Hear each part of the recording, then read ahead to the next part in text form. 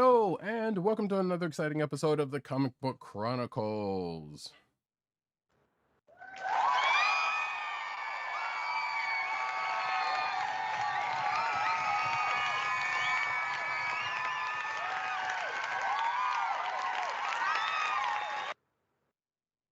I am your host, Roddykat, and you can find me at Roddykat on Twitter. You can find me at News Nerds Need on Twitter, and you can find me at CBCaps on Instagram. South Carolina with Columbia down the way. And the sound effects that you have just heard come from none other than our man in Brooklyn, @agent_70 on Twitter and Instagram. What's up, everybody? Right here, big. Okay, that's a new one. It is a new one. You have to love it. You just have to. But yes, It's literally a quarter of my soundboard is all the Brooklyn stuff. Nice. And I just realized, speaking of a quarter of, the word thirds are not showing up. That's kind of ridiculous. Hey. Anyway, worry about that later. Folks, this is the Comic Book Chronicles. We have come to you this week, as we do every week, to bring you comic book goodness. Anyway, before we get out the gate, just go ahead and remind folks that yes, it is Suicide Squad week. In fact, it dropped tonight as of this recording. Early on, well, technically it's not early because, I mean, movies you would normally drop on Thursdays anyway, but it happened to drop in movie theaters and HBO Max on today as opposed to Friday or tomorrow or Friday like normal. Right, this would normally be preview night, so if we were doing movie protocol, technically we would be in the theaters right now if this was something that we would be chomping at the bit to go see. So fortunately we will be able to watch this, probably not tonight since we'll be recording into the late evening, but definitely over the weekend starting tomorrow. As of this recording, that would be Friday the 6th. So we will have some word on Suicide Squad next week, or the Suicide Squad, right? That is correct. It is the Suicide Squad. We'll have some word on that for you next week. The Fast and Furious. Oh wait, and doesn't What If start next week also? Correct. So yeah, we might be bringing, and that's going to be on Wednesday. So we will probably have a little bit on both of those next week. Yes, we'll do our best to keep it brief. Yes, that is for sure. That being it may said, not work, but we'll do our best. You know, we try, folks. We really try.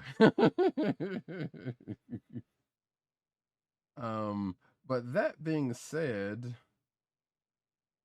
we are going to get into this week's shenanigans with this week's books, and this week's books we're going to start off with, as I start to pull up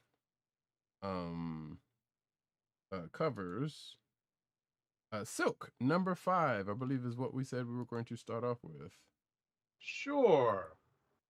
Silk number 5 is written by Maureen Gu, with art by Takeshi Miyazawa, colors by Ian Herring, and letters by, I apologize, I got this wrong the first time when I established that VC stood for one thing. It is actually Virtual Calligraphy. It is the lettering studio that is kind of like the in-house lettering studio for Marvel. They have a contract with them. This issue is lettered by VC's Ariana Mar. Gotcha. Sweet.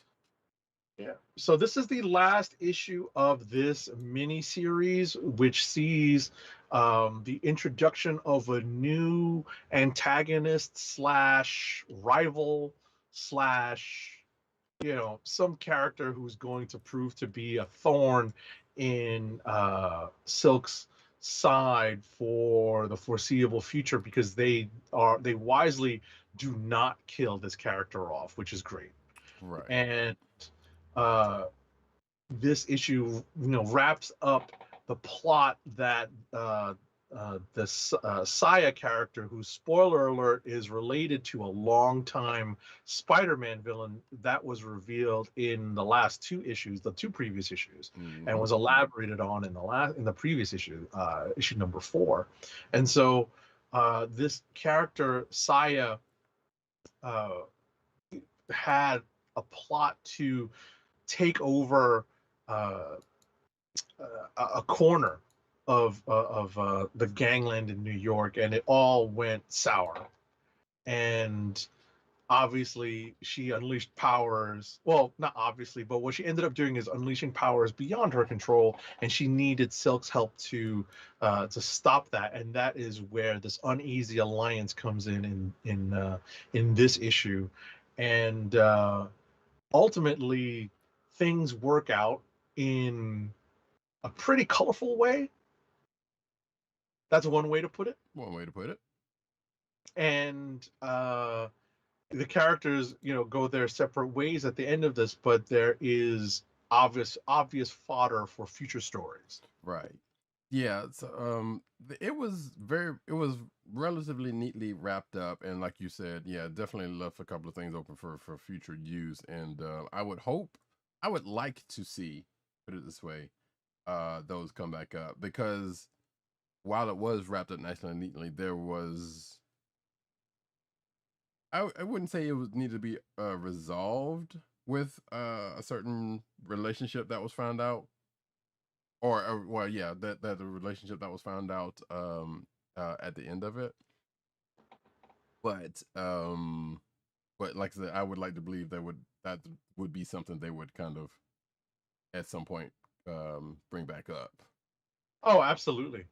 That's going to be out there. That's a toy that's a new toy. There's a couple of new toys essentially that Maureen Gu introduced to the Silk corner of the Spider-Man / Marvel universe that are in the toy box now for either herself or for other writers and creators to play with. And I think they're going to be good tools or good toys in the toy box now to add on to Cindy Moon's story. Indeed, yes. Like I said, yeah, it's a bummer that it's ending, but this has kind of been the nature of how matter of fact, we were talking about this right prior to the show, and how they're doing certain characters. Yes, it's disappointing from our perspective. I don't want to put words into Roddykat's mouth, but at least in this regard, it's disappointing that certain characters, certain female characters, and certain characters of color have gotten, this approach of miniseries after miniseries as opposed to ongoing series. Obviously, there are many factors at play here when it comes to deciding what gets an ongoing, in the environment that is comic book publishing in 2021. So it's I'm glad that Silk has gotten this nice 5-issue series, but still disappointed that it's not an ongoing. Despite the fact that I know it's so hard to keep an ongoing going right now in 2021. Right. There we go. Talk about conflicting conflicting feelings on this particular issue. Yeah, indeed. Yeah, and yeah, I do absolutely agree on that fact. Yeah, like certain characters just kind of get short shrift, seemingly get short shrift in a way by the way they're handled in this manner. I feel like, but this is kind of what we got to deal with, and yeah, whatever determining factors, which may or may not be, the most front and center, as we don't, because we don't know the behind the scenes of how they're, of 100% of how they do things, or how they make these decisions. Right, so, like who receives a push and when certain books are released. The publishing decisions are sometimes baffling and sometimes logical. So it's hard to figure it out, month to month, week to week, when it comes to these books that are being announced and canceled. Right. So I think we've done the due on that one. Yes, yeah. Without spoiling too much, it's a fun read. It's definitely worth reading the 5 issues, specifically if you want to see what direction they want to take Cindy Moon in. Separate from her appearances with the Agents of Atlas. All right, and I guess we'll move on to we agreed upon Sinister War #2. Yes. Yes, All we right, did. I'll take care of the credits and I will hand it off to you to start the discussion on the issue. Sinister War #2 was written by Nick Spencer and Ed Brisson, co-writers. Pencils are by Mark Bagley, Diogenes Neves, Carlos Gomez, and Zay Carlos. Inks are by Andrew Hennessy, John Dell, Andy Owens, Carlos Gomez, and Zay Carlos. Colors are by Brian Reber, and letters are by Virtual Calligraphy's Joe Caramagna, our favorite Paisan. So, hold on 1 second. Caramagna, our favorite Paisan. Oh, of course we get that repeated on our show. Yeah, that was. Yeah, I wanted to make sure of something before we moved before we went any further. But if there was any audio doubling earlier in the show, folks, my apologies. Or if you happen to hear it in the video version, then I apologize. But I don't think we got that straight now. Anywho, so yeah, we talked about this book also at the beginning of the show, and the one thing to note is that I think we were in agreement on is that there's a lot going on here, and it's, as we have probably said before with this whole thing, is yeah, it's kind of going on a little long. In this case, it's pretty much just like there's a lot going on right now in the thing. Like it's kind of ridiculous. Yeah, it's just a big mishmash, right? It's turned into a big mishmash. It's a messy story where there are literally groups of Sinister Six types, vying to take down Spider-Man at the behest of Kindred, and they're all competing with one another and have to come to blows with one another because of their while they have mutual interest, they are in competition with each other in a sense. So ultimately you have just hordes of the Spidey villains, classic and not so classic, going at each other and going after Spider-Man. And it's just a gigantic mess. You don't really get too much Spider-Man in this issue, which is always frustrating when you're reading something Spider-Man and it's everybody else but Spider-Man.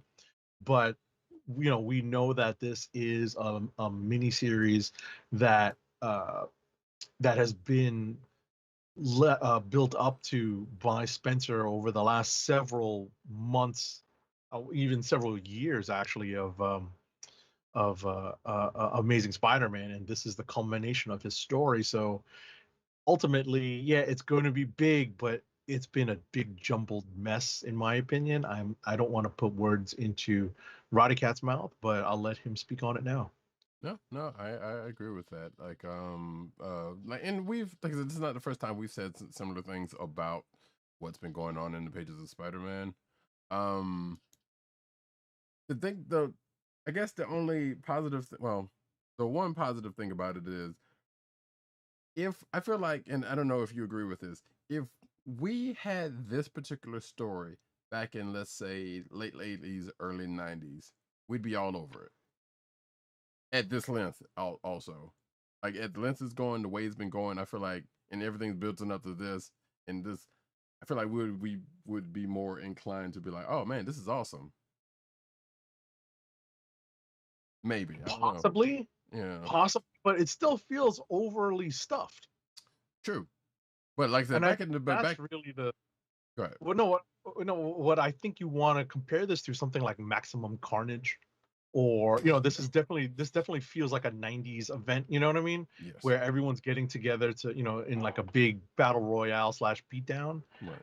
But it just seems like there's too many characters in there. Right. That's just my opinion. No, yeah, no, I agree with you now. But I feel like I said, in our younger versions, we would be more inclined to this, especially with the way Spidey books ran back then, and especially if you were a real big diehard Spidey fan, it was like, oh shoot, like all of these groups coming together and all this is going on. Like it's not like this is the first time there's been a Green War. Like this is pretty much a version of the Warriors, except for with Spidey. Well, let me phrase that: a part of, not necessarily the way it runs off, but like you got a whole bunch of groups going after Spidey for reasons that we kind of know about, but it's not necessarily the Warriors. But I feel like there's part of it that feels like it's invoked from it.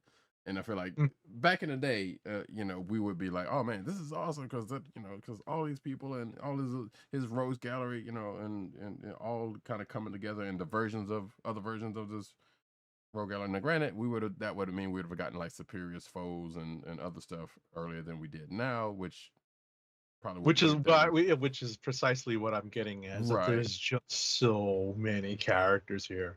Right. We would have got this reminds me of we've had dueling Sinister Sixes, right, which is what we've seen. This is dueling a whole bunch of you can't duel. This is a battle royale of Sinister Sixes, and permutations thereof. Right. So it's just to me it's a gigantic mess. No, it is.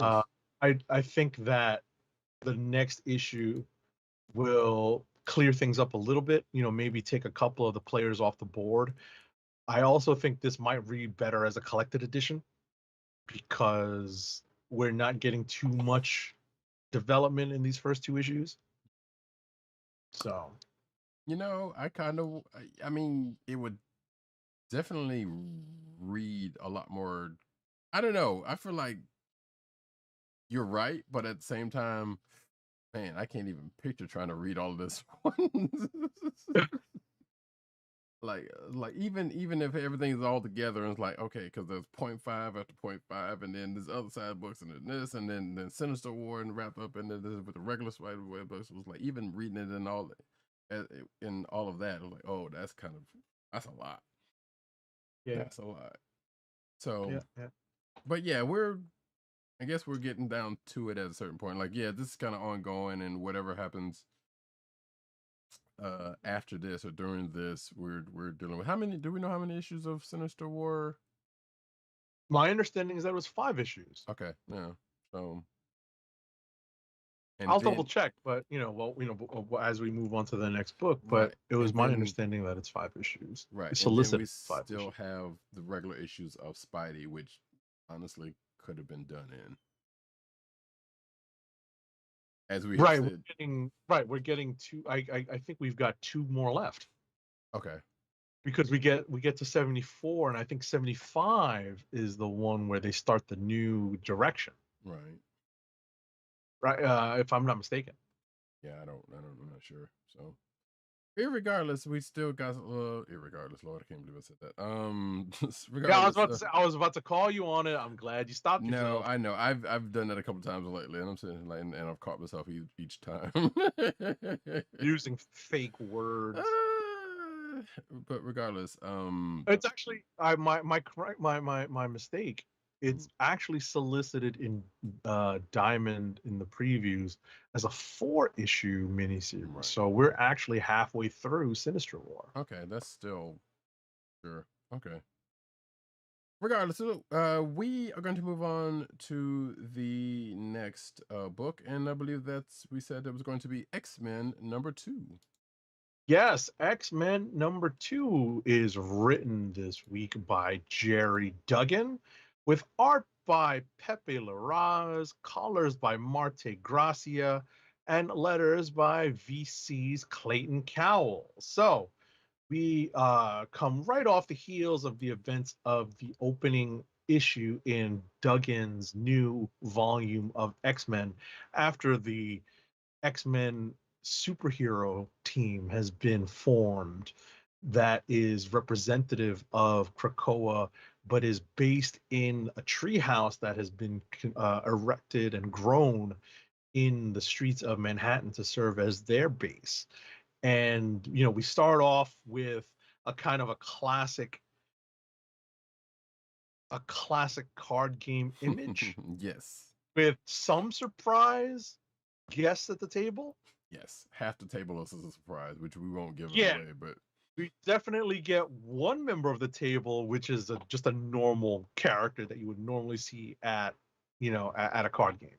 although I don't recall the host of said card game being at too many of them, but it wouldn't be outside the realm of possibilities that he would. Right. This host has been around long enough to have created that kind of relationship, to host a card game. But getting back to the story, we are following on the heels of what we learned, what Duggan was trying to what we see Duggan is trying to establish in this volume of X-Men, which is a group of newer threats for the X-Men superhero team to confront. One of them being a game world threat where Cordyceps Jones is in charge, and I kind of chuckle at the name because it sounds like Earthworm Jim to me for whatever reason. But Cordyceps Jones, we've already gotten another story that involves a gambling world or gambling reality with the Profiteer over in the pages of the Fantastic Four. Now we have another type of gambling world. Not that there's nothing wrong with that, because we all know there's gambling in lots of different venues. Right. So it makes all the sense in the world that there would be more than one interstellar gambling location. And this location is taking wagers on possibly wiping out the Earth. And one thing that is being gambled upon is a familiar threat that technically was never unleashed on the Earth, but was unleashed on a space relatively close to Earth, because lots of the cosmic heroes dealt with it. I felt like it was, a matter of fact, yeah, going further to say that I believe it would have potentially have come to Earth had it been allowed to when it was the big event, which brings about two other things actually. One, so yeah, and we've also recently seen like a more local gambling ring going on in the pages of Spidey, like we said earlier before the show. So yeah, there's no shortage of gambling going around in the universe, much less on Earth. But the threat, well, three things actually. Two or three. The Cordyceps Jones threat is definitely the big threat, and the gambling ring is the big threat of the arc, of this arc, as opposed to just in general in the X-Men universe. Because yes, as Agent 70 said, they have like multiple sort of threats coming at them at various times. So that is the case, but also the fact that this is kind of another example of a big threat, like a thing that used to be a big threat now being scaled to be a lesser of a threat, like still potentially menacing, but a first arc what we call it, a first arc villain that used to be like a big, like, sweeping villain. Like we've seen like Thanos become a first arc villain at various times or whatever, because the thing that is a threat here, which we probably won't give away, or it ends up being the threat that's an issue, as Agent 70 said, was a big cosmic threat. Exactly. And as Roddykat said very aptly, it is unleashed on a much smaller scale. And it's that scale that every reader has to keep in mind when we see how the X-Men deal with it, because it's something that when we previously encountered this particular enemy, let's say, yes, it was on a much larger scale, cosmic scale, if you will. Right, which would not have been so easily dealt with as it was here in this issue. Not that it wasn't a big problem, Yes. and not that they didn't have to rely upon the now boosted powers of Sunfire. And well, and they're the synergistic nature that they're going for with the nature of their respective powers. Right. As But we have, definitely boosted powers of Sunfire. but yes, yeah, just a sweet thing. He's had a little bit, and before we move on to, I guess, they do perform a little bit of service to one of the other dangling plot threads here, which deals with some of the other villains that Jerry Duggan is looking to establish in this arc or this run of X-Men. Mm-hmm. And that does get dealt with towards the end of the issue, but overall, when it comes, that's an Orcus issue. Mm-hmm. But overall, in this cosmic gambling story thread, Sunfire, I thought, was developed more than we've ever seen him, even in the pages of Uncanny Avengers, which they actually highlight here. They did. Mm-hmm. And we get a little bit, there was some development in Uncanny Avengers, don't get me wrong, but we get a little bit more character development with Sunfire here, where it's acknowledged that he was never the best teammate. He didn't always take well to direction. Mm-hmm. Was always portrayed as the headstrong character, and that little bit of character development here in this issue goes a long way.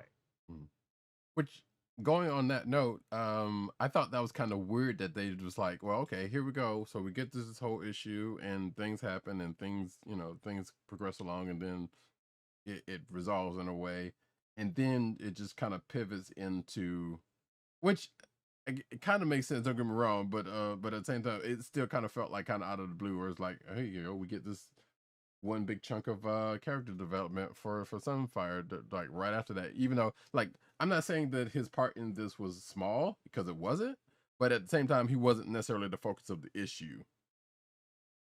Right. So from right. going, but his action, right? It's his action, that one alteration in his expected action, right, is the big character development. Right, but the fact that, like I said, the issue in itself didn't necessarily focus on him to go in and into be like, hey, here's the whole thing about Sunfire, just in case you did or did not know, and showing the development of, which is, like I said, good to see, but still, like, it felt to me like it was kind of coming out of the blue. It was like, okay, yeah, like, because normally they would have been like, hey, here's the focus, like, yeah, we got everything else is going on, but here's the focus of the issue, and it kind of keeps going on from there. Not saying that it can't happen this way, but a lot of times that's what ends up happening.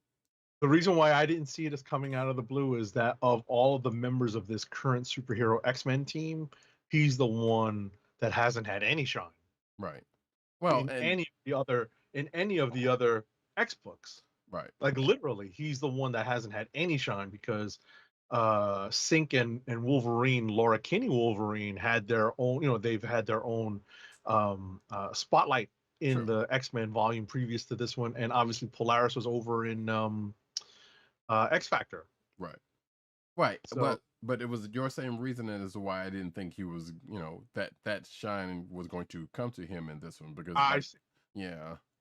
I see. Yeah, I was looking at it the other way. Like, he's the one that needs it, because everyone else is coming from fairly prominent roles in the other X-Men books. Right. During Hoxpox and Reign of X. Right. So, every single one of them, which is funny. Yeah, basically. So, if there was room for some character development in this issue, it would be from Sunfire. Right. Which and actually totally made me remember in the course that it was like, oh right, Sunfire was on Uncanny Avengers with Rogue, who was also on the Unity team. Right. Rogue even has a joke in this issue which made me laugh about her time on the Unity Squad. Yes. Yes, I thought. Yeah, I got a kick out of that. It's like, yeah, which is a thing that's come up in other books at various times. I'm like, oh yeah, that's Because if you're going into it, you're thinking like, wait, how does she even know about this threat like that? And then they explained it away with that whole thing. It was like, okay, well done. Right, which makes all the sense in the Exactly. world. Yeah, and like I said, has come up as a minor point before, because it's like anytime you need to do like, oh yeah, when I was on the, da da da da da da da da da, and I was like, okay, sure, that, and it's usually that same jest or joke, whatever the case may be, or or some version of that. I was like, okay, that's how I know about this thing that I probably wouldn't have known about, Right. otherwise. Normally, yeah, I was about to say normally, and I guess we can move on after this. Yes. Normally in X books, that bit of exposition would have been executed by Professor Xavier, telepathically alerting everyone on the team as to what the threat was, because he's sitting at home in the X mansion in front of the computers, which are connected to the FF computers, There which you are go. connected to Shield Mhm. computers, which are connected to the Avengers computers. Mhm. So he would be able to relay that information telepathically. Or somebody So would have, yeah. what's that? Or somebody would have been like, Right, yeah, I right, was on right. Cerebro that day, and then da da da da da da da. Exactly, exactly. Mhm. So it's funny that that particular role was subverted a little bit Mhm. here, and it was a nice little callback. Yes. So Definitely a nice little. so I was tickled when I saw that. Needless to say. That being said, though, we can move on to actually pick a book. I guess Or the Hulk number 49, okay, sure, yeah, there we go. because we have that in common, unless you want to do Avengers 47. I was about to say, since we kind of talked about the Avengers, yeah, but yeah, no, Immortal Hulk, we'll do that, because actually it still kind of plays now that I think about it. So, All right, so Immortal Hulk number 49. Mhm. This is the penultimate issue. There isn't as much to it, but because it's really much more setup. But let me get through the creative team, and we will cover this issue. It is written, of course, by Al Ewing, with pencils by Joe Bennett. Inks are by Rui Jose and Bellardino Bravo. Colors are by Paul Mounts, and letters by VC's Corey Pettit. So, as I said, this is the penultimate issue of Immortal Hulk, and we are all looking forward to the conclusion of Al Ewing's, I don't want to say magnum opus because he's done a lot of work, but I have a feeling that people are going to look at Immortal Hulk as one of his big, maybe not crowning achievement works, but definitely one of the jewels in his crown. I would argue it might be one of. I mean, to date, this would be his crowning achievement. Because even when we started off on this book, no one really expected it to go the way it had. Well, start the way it had, be what it was, even coming up, and he'd still be relatively consistent coming to this point. So, Right. I mean, I think it took a while for it to gain traction.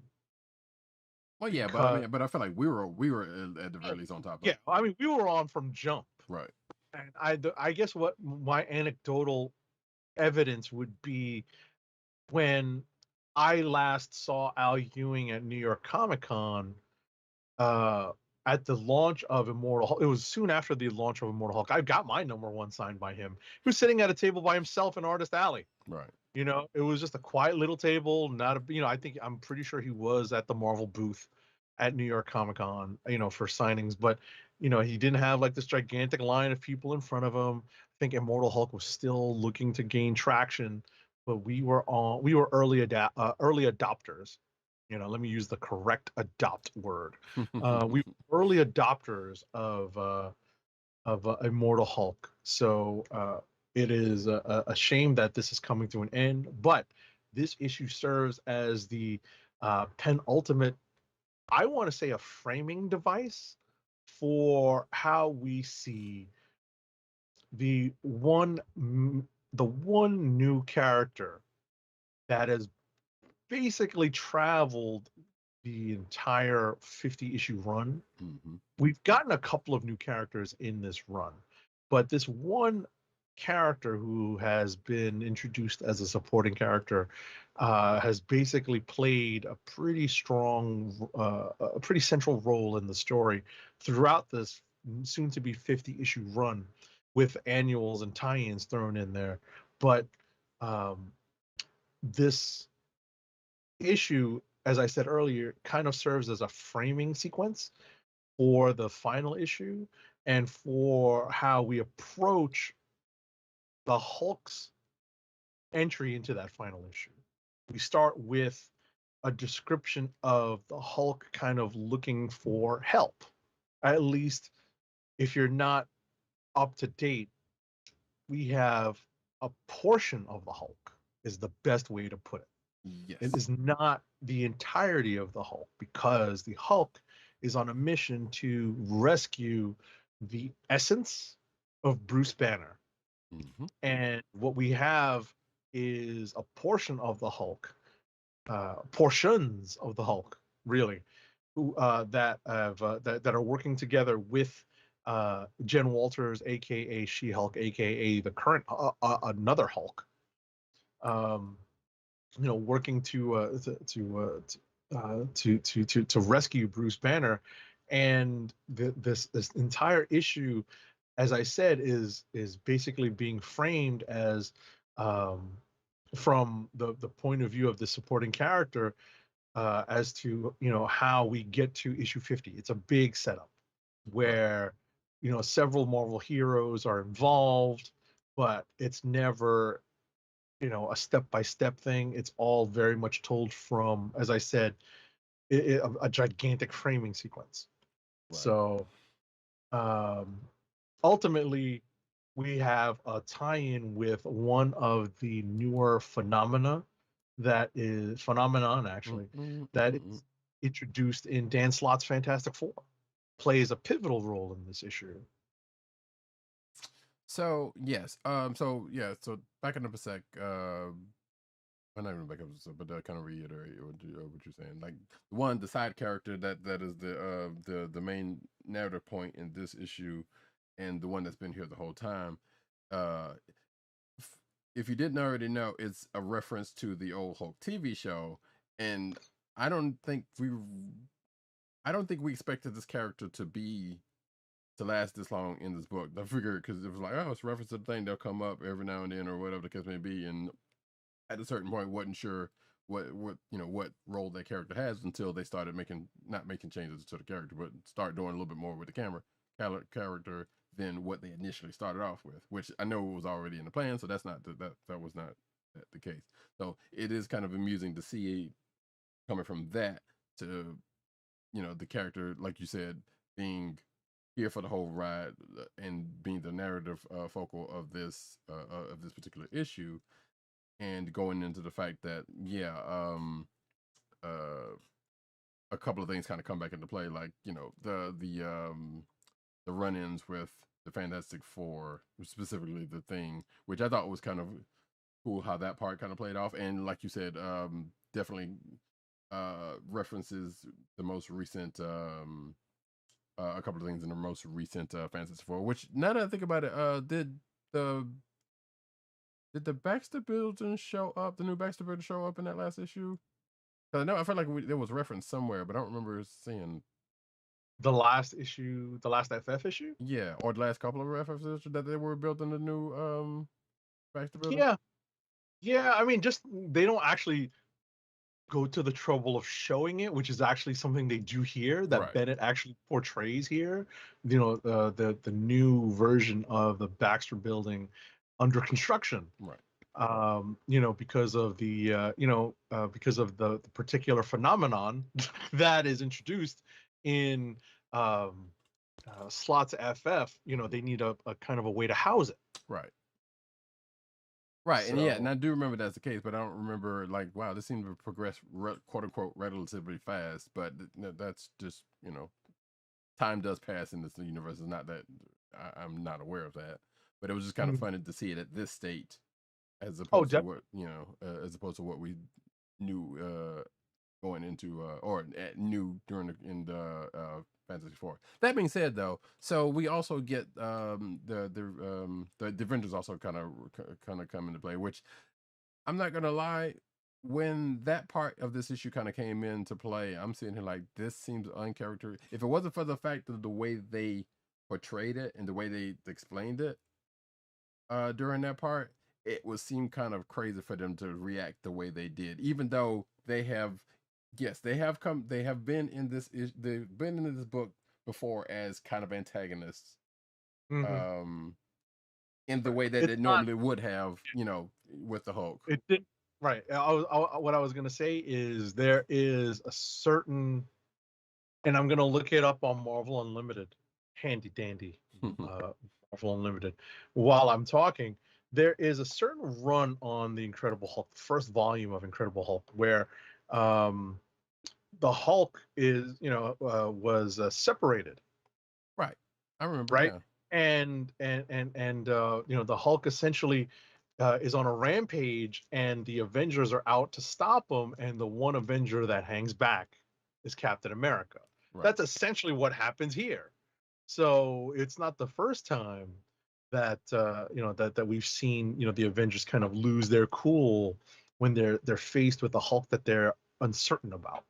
So that's why I kind of jived with it, and I like the idea that the FF would be the voices of reason, because they're the ones who have a different perspective on it, and I like that Ewing used our point of view character to relate that right. from the very beginning, Mm-hmm. from the Yeah, very beginning, and kind of used the story, the origin story of the Fantastic Four as the yin to Bruce Banner's yang. right. I thought that was a nice touch, also.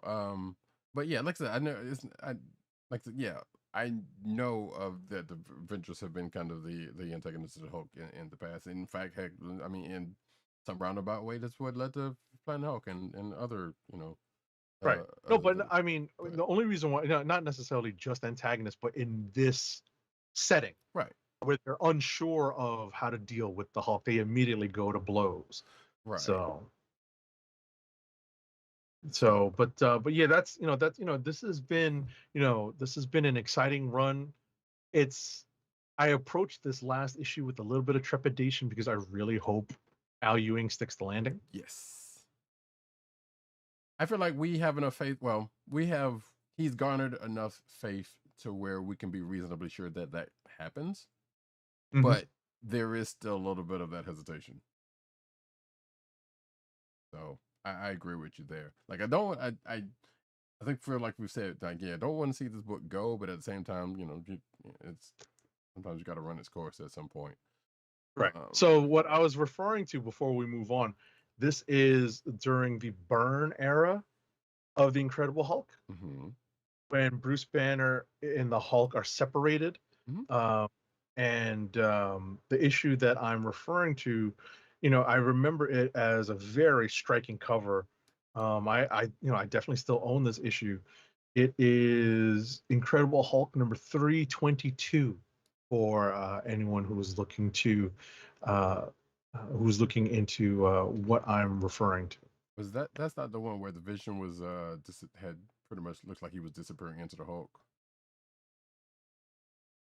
That's not that issue, is it? Because that's on the cover, so you would know if you. Yeah. No, this is. I'll show you. I'll show you. I'll put the cover up because there's nothing wrong with that. No, I got Come a on, cover up. I got a tube. cover of this There's issue. No. nothing wrong with that. This is the cover for Incredible Hulk 322. Hold on. Let me give you a close up here. Whoop. While Oh I yeah. deal with the glare from my ring light. Oops.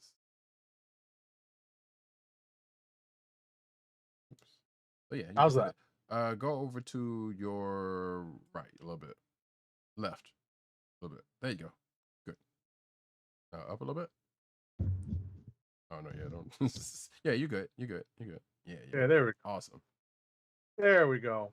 So the point is, this is a part of a storyline similar to this, where we're dealing with a partial Hulk. Right.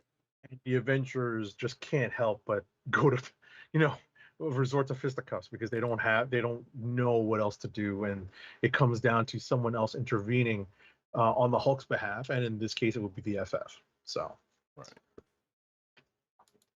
but yeah, it's not, it wasn't the first time I had seen it, Oh yeah, and me it too. was just very much it was very much familiar. But like I said, I'm just hoping that Al Ewing sticks the landing on this. I'm gonna miss his, you know, his classical literature slash biblical references sprinkled throughout the Immortal Hulk series. I'm just gonna miss it. It's going to be, it's going to be sad to see that finish. Right, because it definitely had. There felt like to me there was touches of the old TV show in some of that, um,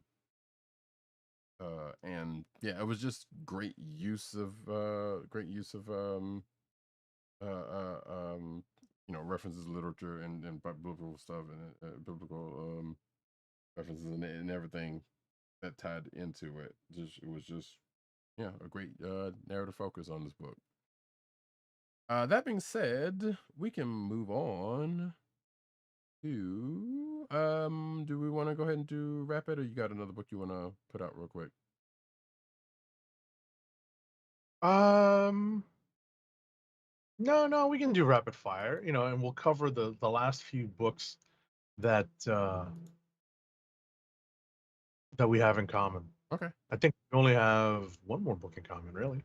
that's probably true. All right, spin it. All righty, I'm going to spin it up right now. I ain't got time to bleed.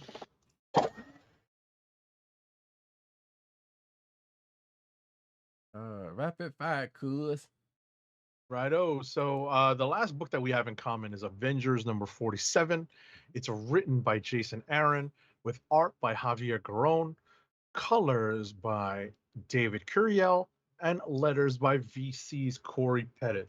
So I'm going to be upfront about this. I enjoyed this for the exact reasons that some people I know that I grew up with would not have liked it. Okay. Right? Because I knew I had a specific friend who was a comic book guy who did not appreciate Captain America as a leader and as a character, because it was like, people just sort of following him into battle and him shouting out orders. But the way Aaron does it in this issue, I loved. Right. I love the coordination, because it is a coordinated rescue effort. Spoiler alert for this arc, involving She-Hulk being captured by the Winter Guard, the former Soviet super soldiers, and being punished for acts that She-Hulk or Hulk did while under the influence of the Phoenix Force during the Phoenix story in the pages of Avengers. And so, we're approaching that half of the story. But as I said, the Avengers have mounted a rescue mission, apparently several weeks into the She-Hulk's captivity, according to some of the dialogue in the story. And I really, like I said, I really got a kick out of the two most military-based characters taking the lead. Taking the ground attack and the air attack, and I'm not exactly spoiling who would be in charge of what here. Correct. Not only so. Oh, go ahead. Sorry. No, I was going to say, given the two characters who most obviously have military backgrounds on the Avengers at this point. Right. Yeah, this is definitely probably one of the most surgical of strikes that the Avengers probably have done in a while, if not ever. And yeah, Captain America's field lead has always kind of been, whether he's been actual chairman or or just field lead like he normally is in the situations. I'm not sure why people would be bristling on that, but that's that makes the most sense as the most combat focused person on the group. I know. I just had, like I said, I just had a friend who was just like, that's corny. I'm like, screw you. Right. So that makes no sense. But yeah, they were very effective in this issue. And like I said, in a way that I have not seen them in a while. And also, it was also kind of funny to me the Civil War references. Oh yeah. That was brought in here by who started off this little campaign. I was like, yeah, okay, that's well. I mean, and not the first time in this volume, also, but it was just funny in this situation that it happens that way. Outside of that, yeah, I also kind of enjoyed this issue for that particular reason, and for I guess the revelation at the end. And I'm guessing it probably took weeks because they had to find her. I'm guessing they don't really go into that part. That's why I just kind of took it when that part came up. It was like, yeah, maybe they just couldn't find her. You know, Right. it took them that long to find her, and that's and well to find her and then plan it out to the extent that they did. So, but it just kind of made for a nice flow of the book. Wow, like I said, the Avengers going in try to save Jen, and then the Winter Guard are kind of trying to fight them off, and excuse me, basically Buckyized her. Right. And it was a nice little mixture Mhm. of the different Russian training programs that we have been Mhm. exposed to and taught about over the course of our Marvel Universe fandom. And what's been developed over the last several years in as well. Mhm. This World War She-Hulk story is not over yet. Nope. So this is just the latest chapter in it. So we will see where this story goes in the next issue. Okay, next So I was up gonna for well before you wait oh, before we go, okay. I was gonna say yeah, because of the fact that it's World War She-Hulk, it kind of evokes that old event from Hulk, which actually now that I remember, I don't remember if I read because I didn't because that was coming out of Planet Hulk, and that was when the Hulk came back to Earth, if I'm not mistaken, correct? Correct. So it doesn't play Yeah. out the same way, but it just kind of evokes, or it. I guess this arc is going to evoke that because of what they're doing with Hulk, She-Hulk, Right. in the pages of this. Right. And it it has a nice ring to it. Yeah. So as long as it has a nice ring to it, like Heroes Reborn, even though that has its own connotations, Right, but the fact negative connotations. right, but the fact Yeah. that they well, yeah, but you would like if they're going to evoke something like that, they would like granted in that situation, like, oh Lord, if they had brought up Onslaught, that would have been a problem, which that would have been a problem for me, I should say. Right. But in this case, yeah, the fact that they invoke it like this, and it's well, again, this arc is still going on, so we don't know at this point what's going to fully happen in this, Mhm. but we know the connotations of what could potentially happen given given the outset of this book. Also, though, as I said earlier, and before we move on, this is the last thing I was going to say about this is that I like the we get a reveal at the end of the book, and as I told the Agent 70 or before the show, I would not mind having this figure, this Marvel Legends figure, and I kind of hope they do this because it's a cool look, I think, for this Okay. character, a cool new look for this character. I don't know what's going to happen to this character after that because I feel like there's going to be a couple of reversions happening, but I feel like they're kind of going towards, but we don't know that for certain. It's to how they're going to get how the Avengers are going to deal with this problem, but we'll see coming out of that. Anyway, that's that. Got it. Alrighty.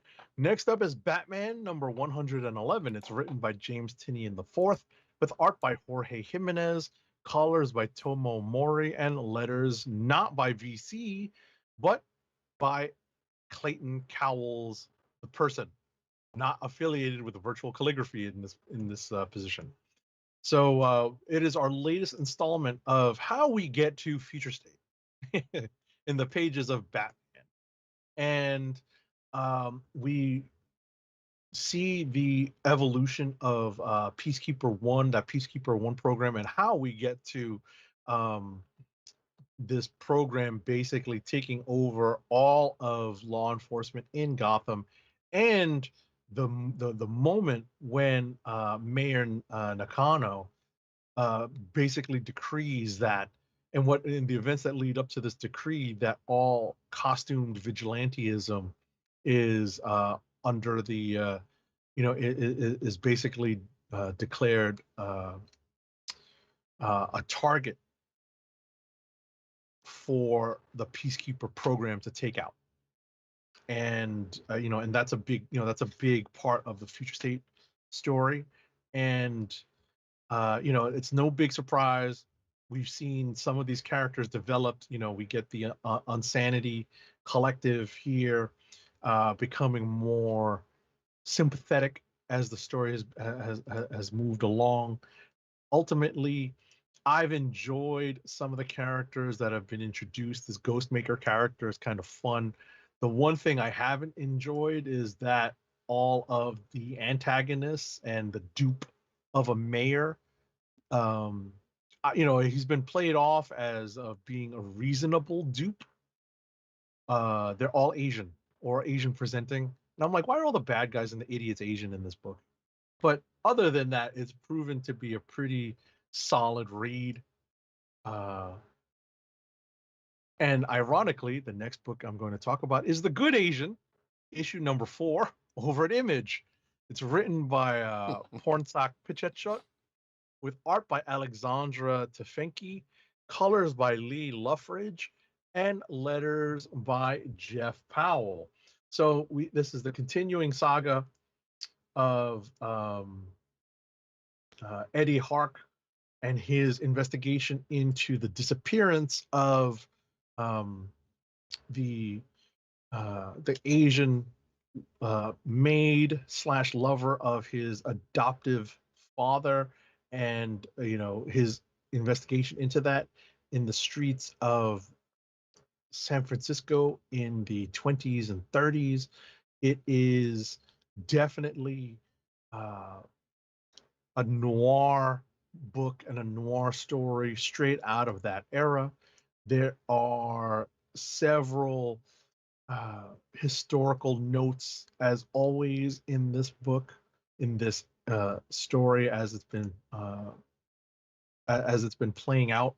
We are up to issue number 4. I forget what the total number of issues in this series are. I want to say 8, but I think it might be 10. So we still have a good way to go to get to the resolution of this story. But it has definitely proved to be a very engaging story. And if you are into noir, if you are into a murder mystery that has lots of twists and turns, I definitely recommend taking a look at this book, and you might learn something. So, bonus points for that. Next up for me is Green Lantern number 5. It's written by Jeffrey Thorne, with art by Tom Rainey, Marco Santucci, and Andy McDonald. Colors are by Michael Atiyah, and letters by Rob Lee. So we have a two-part story here, a two-pronged story here. We open with the Teen Lantern basically looking to exact revenge upon the person and planet that she thinks is responsible for everything that happened on Oa, that basically turned everything upside down in the first issue of this new volume of Green Lantern. Meanwhile, a Yellow Lantern is basically neutralizes Teen Lantern, but in the most gentle way possible. So when I say that, it wasn't Sinestro. So right, it's the newest one, I'm guessing. Yeah. So ultimately, that half of the story plays out, while our second half of the story follows up on the continuing saga of the 5-year mission by John Stewart and several Lanterns who went off into space on deep space mission, much like the Starship Enterprise, to explore strange new worlds and galaxies that are so far from the purview of the Guardians. and they're the ones who were left essentially stranded out there when that event in the first issue of this series occurred and basically turned all of their worlds upside down. I can tell you that this story that basically revolved around what happened to John Stewart and several of those lanterns resolves itself to a certain extent in this issue, but we still have other lanterns to account for, and that's where this half of this story ends. So if anyone is looking to catch up, I think this is an issue that you need to catch up to, because some things happen here to tie up some of the story points and plot lines that have been established up through the first 4 issues. So I would not go past this if you're looking to catch up. Say you're not caught up by 6, definitely need to go back and read up to 5 so that you can keep going. So, question before you go any further. Is this also, because it felt like we've talked about this before. This is kind of a future state. Is it tied into that? I don't remember the Green Lantern future state that well. So I do, and I know they were kind of scattered and they were powerless because of something that happened on Oa. Yeah, so that's it. Okay. Yeah, so definitely I wanna check this out, because that was a curious thing that I was kind of wondering about during the course of future state. Okay. Yeah, I mean, you definitely get all of that being established in the first 5 issues. So. Right. Cool. If you're going to catch up, this is the time to do it. Understood. And I think that's it for me. Okay, sweet. For my books, we're going to go to Magic: The Gathering number 5. Right? Who'd have thunk it, right? Excuse me. It was written by Jed McKay, illustrated by Ed Guara, colors by Ariana Consani, letters by Ed Dukeshire. So basically, if you see the cover on the screen here, if you're watching the video version, and you should sometimes, by the way, sometimes, because you might miss some things if you don't. The 3 guild masters that have been the crux of this book kind of got played, and so now they're in the search for some more evidence, because they have a name of someone who's trying to subvert the goings on in Ravnica, which is not a surprise because it's in this world of Magic the Gathering, that's kind of always happening there. So they basically take trips around to various places in the Magic the Gathering universe, and a couple of people, couple of notable people actually come into play. Including one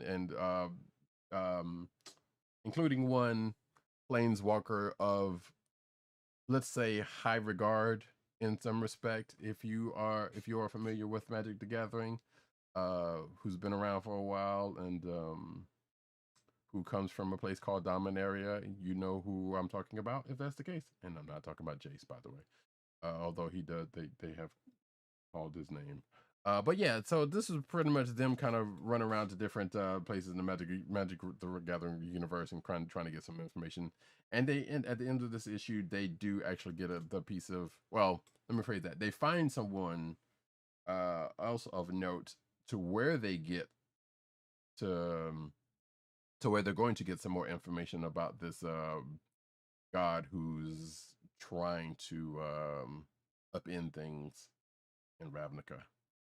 So that is the ongoings in that book. I've been enjoying it so far, and it's been kind of fun. Of course, it's Jed McKay, so it's it's written kind of fun. It's a little lighter than probably some of the other Magic the Gathering books that's been past, but it's kind of fun. I like it. Transformers King Grimlock number 1 is my next book. Remember that I have cover to put up. Look, and that. So, the crux of this one is, well, first off, written by Steve Orlando, art by Augustine Padilla, colors by Jeremy Caldwell, and letters by Jake M. Wood. So, hey, folks, do you remember that episode of Transformers in probably like more than likely like season 3, if I'm not mistaken, where some Transformers get transported to this magical realm, and including Grimlock, especially, who gets transferred to this realm, and they end up helping out the people there against this villain. Well, guess what, folks? This is kind of a play on that. So the weird thing about this is it looks to be taking place before that happened, but it's in referencing to that happening. And the reason why I'm saying before that happened is because when that particular episode happened on the show, it was during the time that, well, Optimus is dead, Rodimus Prime is in charge. In this case, Optimus is around, and in fact, Grimlock was accidentally transported back to that place because they really wanted Optimus, and so the people there are trying to get Grimlock to help overthrow a person that was also in that episode that they helped out get in charge. So it kind of plays on that a little bit. And again, like they're sort of kind of doing things. And I think this is kind of like one of the first times Grimlock has shown up in the most recent Transformers books. Now that I'm thinking about it. So, because definitely hasn't shown up that I can remember in the main book. But this is the first episode of the first issue of that miniseries. And, you know, Grimlock's not kind of resistant to helping them out. And the person who called out for help's daughter is kind of like Grimlock in a way, but also was like, well, look, we just take what we'll take what we want instead of asking him, since he's resistant to it. But also, last but not least, if you ever wanted a D&D character sheet for Grimlock, hey, guess what? There's one in the back of this issue, so you're good to go if you ever want to do some Grimlock D&D. So I'm hoping there's going to be more of those in this, but I kind of doubt it since he's the main focus of this miniseries. His intelligence seems way high, but you know, obviously he's a fighter. But that's you know, I don't know. Like I said, I was looking at the sheet. I was like, how is his intelligence that high, especially with the way he talks and even and whatnot. But that's neither here nor there. Next up, Transformers number 33 is my next book. Me, Grimlock, not stupid. And he talks just like that in the course of this issue. So that hasn't changed. It's not that me, Grimlock, say whoever wrote that is stupid. So, you know, yeah, so they definitely write him like that, and it's definitely yeah. Like I said, it is definitely written in that vein. And like I said, I don't know when this is actually supposed to be within, given the context of the newer the new books, or it just could be some side thing that they're having. Because like Grimlock, as far as I know, has not shown up in the courses of this main book, which I'm about to talk about now. Transformers number 33. Oh shoot, I need to pull up the book real quick. My apologies, because I totally didn't get the creators. I feel like I know at least who wrote this, but I'm gonna do this real quick. Written by Brian Ruckley, art by Beth McGuire Smith, colors by David Garcia Cruz, and letters by Jake M. Wood. So, a couple of things. Bumblebee is kind of sort of the focus of this issue. He's kind of laying low at Swindle's I don't know if this Swindle's a Decepticon, but basically this Cybertronian who's running this entertainment establishment, let's say, and Bumblebee's kind of on the low there because one, he's still kind of sort of undercover, but he's also wanted. like the other Autobots are, but I think he's still at this point he's still kind of undercover with the Decepticons or something. That part's kind of weird and unclear. So he's kind of laying low and trying to get and working for this other bot named Swindle, who seems to be a broker of information. And some information kind of comes to Bumblebee about the whereabouts of one Alita One, and then a rescue, and is mounted from that with a little bit of help, thanks to Swindle. And he also gets to possibly exact a little bit more revenge because of something that's happened early in this volume. On the other side of that, Skywarp, who apparently had been missing in some sort of warp accident. I'm not sure what happened to him or how he got to the point where he was, but because of what happened in the last couple of issues, he's back on Cybertron and has now gone to a faction that you would know him associated with. Or at the end of this, he wants to meet up with the lead of the faction that you would have normally associated with him, because he is not associated with either faction coming back into book. Next up,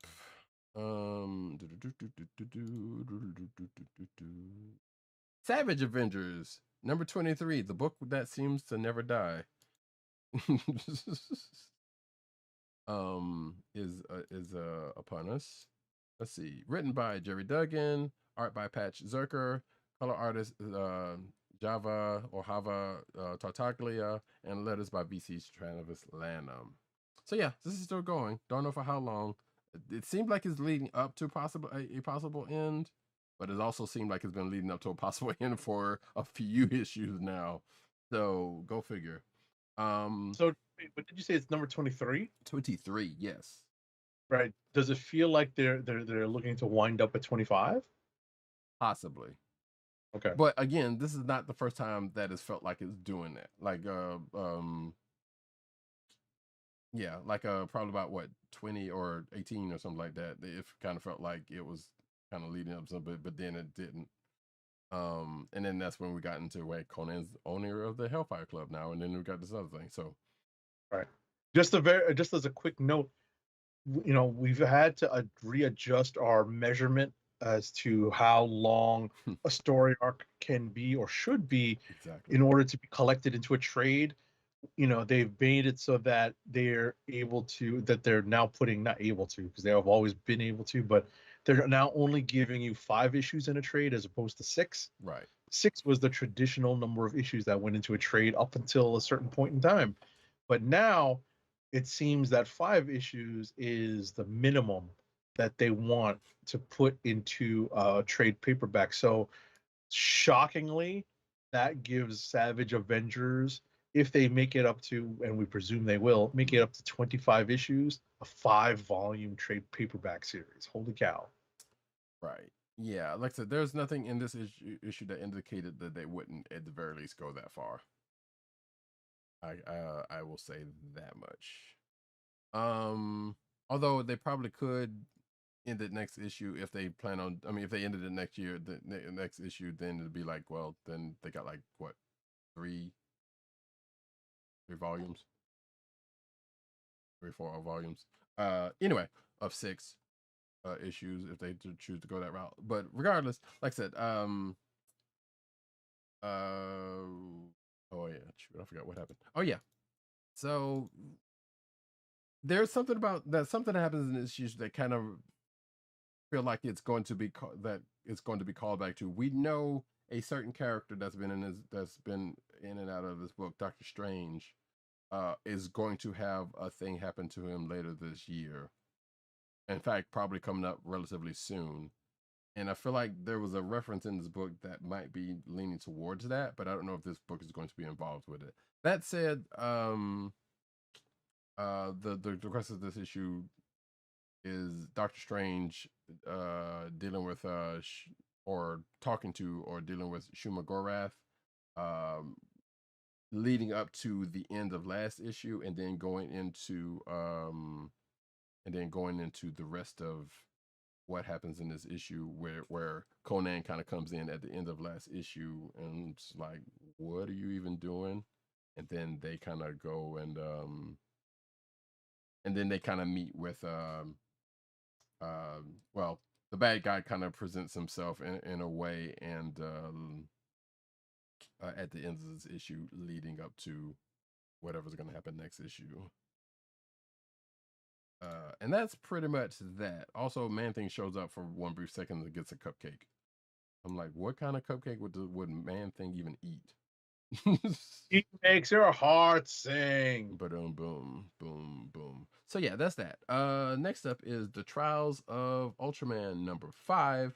This is the last issue of this miniseries, but don't worry about it because this won't be the last one.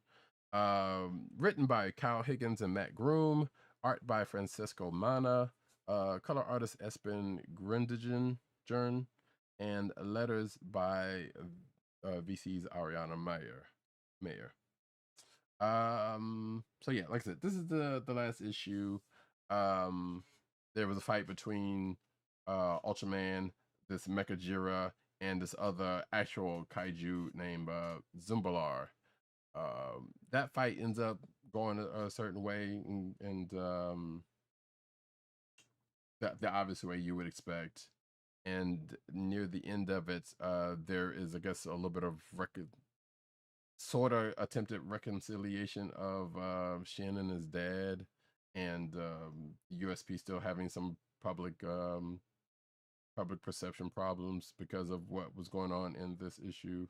But at the end of this, something something that I expected to happen with another character that showed up, or a classic Ultraman character, I should say, that I kind of expected would happen, happens near the end of this book, at the end of this book specifically. And it leads up to another miniseries that's going to happen next year, apparently, according to the end of this book. Because that's kind of how they've been doing these Ultraman things. Like, it's not been ongoing. It's just been like a series of miniseries that would tie up one thing, but then kind of lead something into the next miniseries, and this one is no exception. So, like I said, we won't see that one until next year, according to the end of this book. So that's that. Next up, WEB of Spider-Man number 3. There we go. Written by Kevin Shinnick, art by Alberto Albuquerque, color artist Rochelle Rosenberg, and letters by VC's Travis Lanham. So after the events of last issue, the group ends up going to France, but runs into some trouble mid-flight, thanks to a hologram of the Green Goblin or something like that. I can't remember what was the case about that, but that's basically who they were chasing after anyway. But they managed to save themselves, end up in Paris, and they end up meeting up with one of Marvel's other big brains, a big green brain at that, who I mentioned to Agent 70 before the show. So there's that. This is the book that was based off of, I believe this is based off of a amusement park ride at Disney. So it's a kind of a loose story based in that. I've not been on the ride, so I don't even know what that entails. Right. It's like, yeah, my understanding is that it's like a ride and an attraction. Correct. Together. Right. So this is kind of a book that was kind of couched on that, but who knows if there's any parallels to it actually or not. And also it's a group of Marvel's smartest folks getting together to try to do some things, like Peter Parker's there, Anomi, Squirrel Girl, Moon Girl, Harley, what's his face from Iron Man 3 apparently is in there, who apparently didn't know that in the course of this issue that the Eiffel Tower was originally in France and thought it was a copy from the model that's in Vegas. Okay. Yeah, so I'm sitting here like, you're supposed to be smart, kid. What are you doing? And he's not so much a kid, more of a kind of young adult, kind of almost. I don't know how old he's supposed to be, but I know he's older than the kid he was portrayed in as in Iron Man 3. Doesn't matter. So that's how that whole conceit of this book. He's like in between the age of Iron Man 3 and Endgame. That's what it seemed like to me. Basically, yes. Yeah. Yeah. Last but not least is Hellions number 14, which I believe Agent 7 is going to read. I might skim it. You might skim it. Great. So I still won't. But I would say you can spoil it. It's okay because the Hellions book hasn't proved to me to be all that enticing. I read the Ten of Swords stuff and I read the Hellfire Gala stuff, but it's not it's not like top of my reading list. Right. So this is written by Zeb Wells, art by Roger Antonio. I'm assuming I meant color artist Rain Barreto, and letters by VC's Ariana Mayer. So speaking of Ten of Swords, actually, something that mentions that the Hellions went on during Ten of Swords kind of comes back to roost for one Nathan Essex, aka Mr. Sinister. Because as folks may or may not know, he sent the Hellions to other worlds, to Arakko, to a certain part, to retrieve something, to steal something, pretty much. But then he betrayed the team in the outset of that. Well, Tarn of Arakko, Tarn the Uncaring, I believe is his title, wants that thing back and comes to Krakoa to with his, you might want to say, with his own Black Legion or Black Order in a sense, to try to get it back. And in the course of that altercation, they, of course, the Hellions who met an untimely demise when they got, well, some of which died while they were in Otherworld, and the rest by the hands of Sinister, in coming back to Krakoa, didn't have any knowledge of the mission, and they kind of had to go by what Sinister told them. Well, guess what, folks? That may have changed during the course of this book, and yeah, Sinister kind of does a thing in the outset of this issue, but we do get a little bit of kind of future forward stuff. There's a reference to a future forward thing from Hoxpox that comes before he dips out, that gets mentioned. So maybe we might see a little bit more of that next issue, sounds like, because we were kind of wondering about where that part was actually going to actually come in when after being mentioned in Hoxpox, put it that way, and it's not really come up. Like, it's probably been referenced once or twice, but not really come up with. So we may see that going into the next issue. And that, folks, is that for me. So we can go to Clicks of the Week.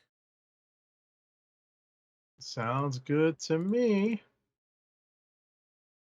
Clicks of the Week.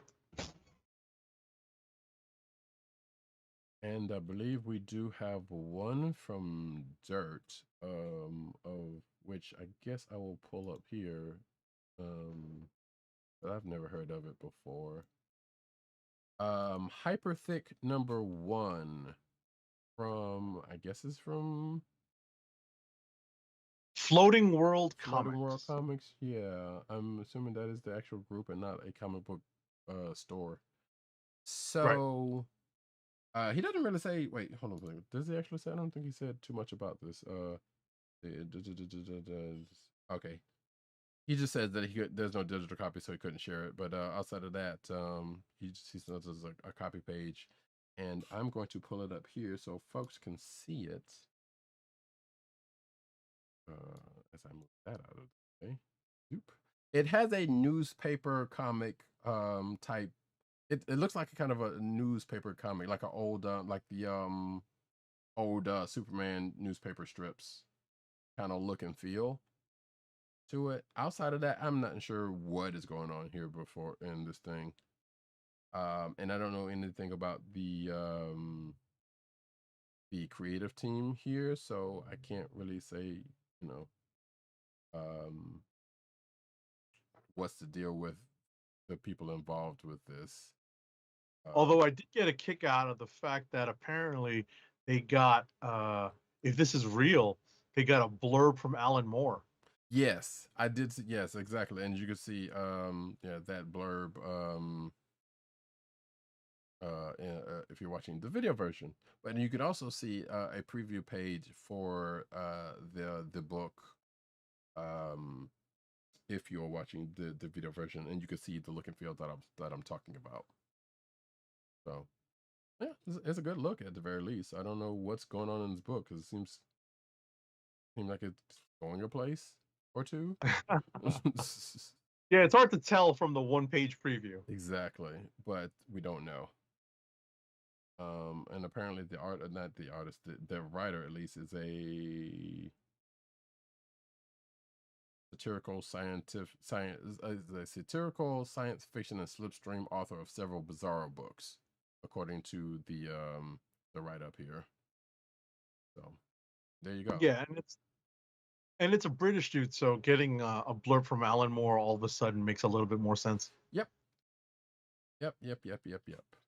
So yeah, so that's that is I don't want to stop the stream.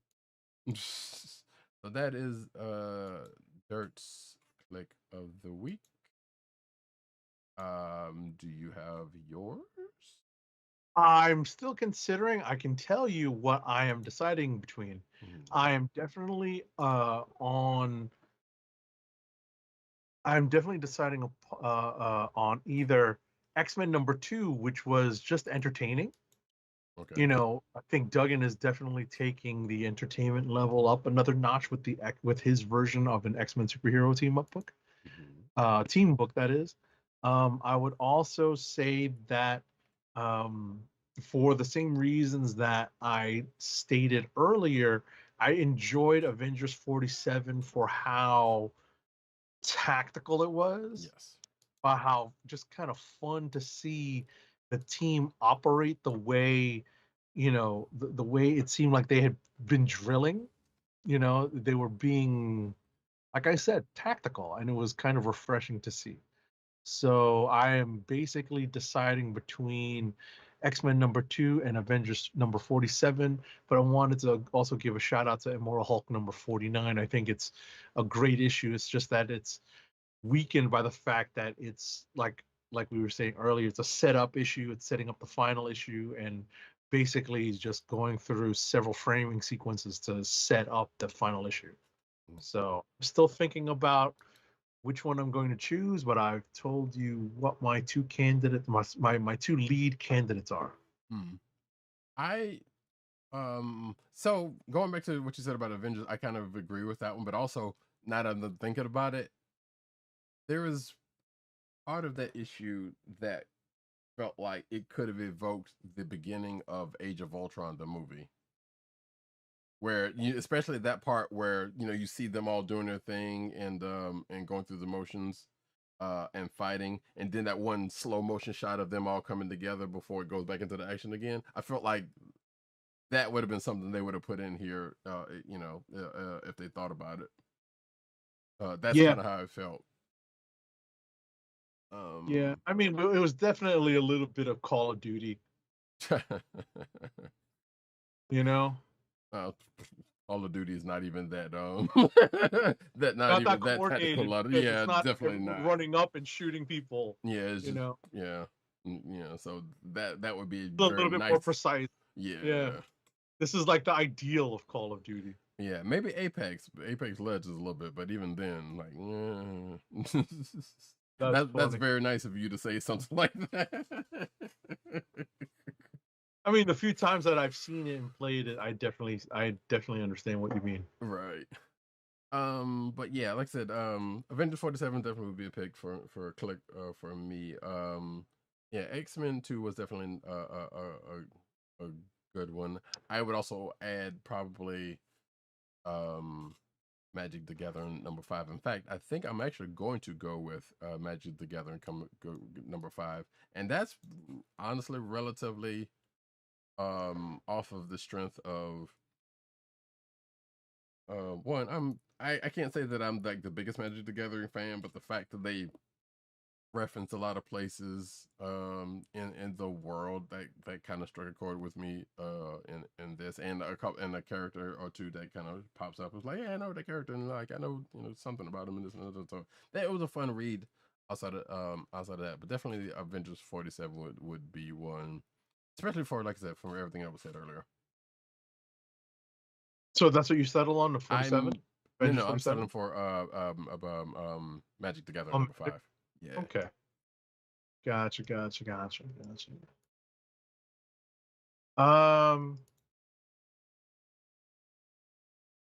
Hmm.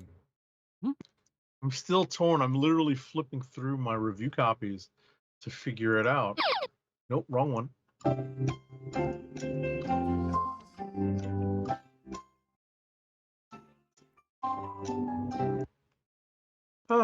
You know what? I am going to settle on X-Men number 2, because I believe Duggan is still doing a good job of establishing the bona fides of this superhero X-Men team, and still working slowly through his establishment of the threats that this team is going to face. Okay, and shout out to LeVar Burton, who's recently hosted Jeopardy. Right. Well, and Mayim Bialik and Aaron Rodgers of all people. Well, sure. So we've definitely gotten a slew of guest hosts. So we, hopefully we'll see who steps into the very large and very very impressive shoes left by Alex Trebek as host of Jeopardy. Right, but I mentioned LeVar Burton being the most recent and possibly the most popularly hyped by folks on the internet. Let's say as a candidate. Like I didn't watch any of it, but remember, that's neither here nor there. That's that's a topic right outside of what we're dealing with right now. So that being said, wait, you did pick, right? You said yes, X-Men number 2. Thank you, so I can write it in there. And with that, folks, we are going to go on to the news section. But first, an ad read. Our first ad read of the night is for Funko, Fun at First Sight. Your home for exclusive collectibles such as their world-famous pop vinyl bobbleheads, apparel including t-shirts, hats, and socks, and brand merchandise such as their custom DIY pop figures. And now the listeners of the Comic Book Chronicles can enjoy 10% off your entire purchase when shopping at Funko. To place your first order with 10% off and to help keep our show free for you, go to our network website at cspn.us.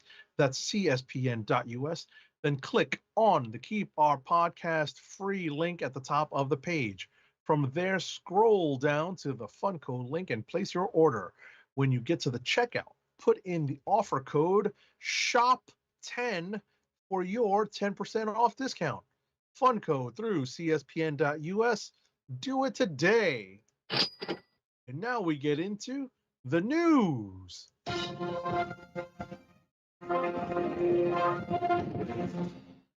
And before you start, I wanted to tell you, I heard our news intro, which apparently is what everyone finds when they Google sound effect for news intro. Yep. I heard it 2 different times this week in 2 very different places. Copycats. Seriously, I'm like, well, I can't say we were first, but yo, copycats. I'm saying it. I'm saying it. Funny. 2 very different places, like one being the government of Tunisia. Oh, wow. And what's that? I said, oh, wow. Yeah.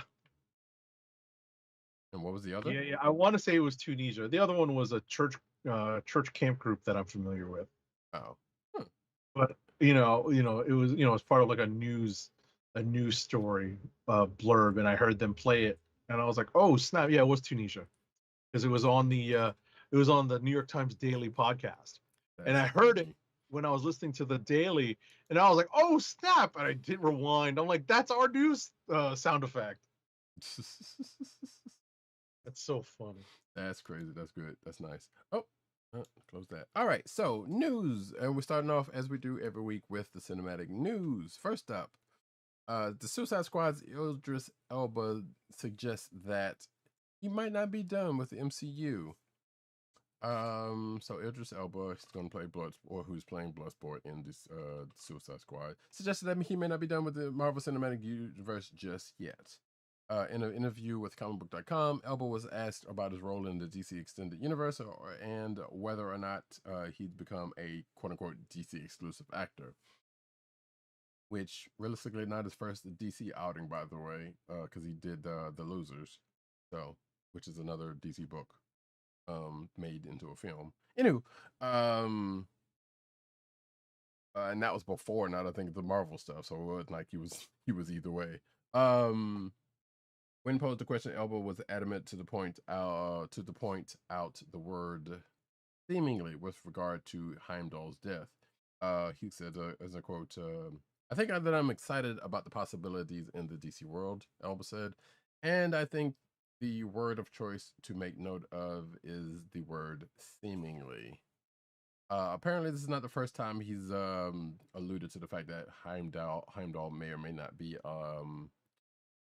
alive before, because apparently in a 2019 interview, he suggested that Heimdall's powers could have saved him.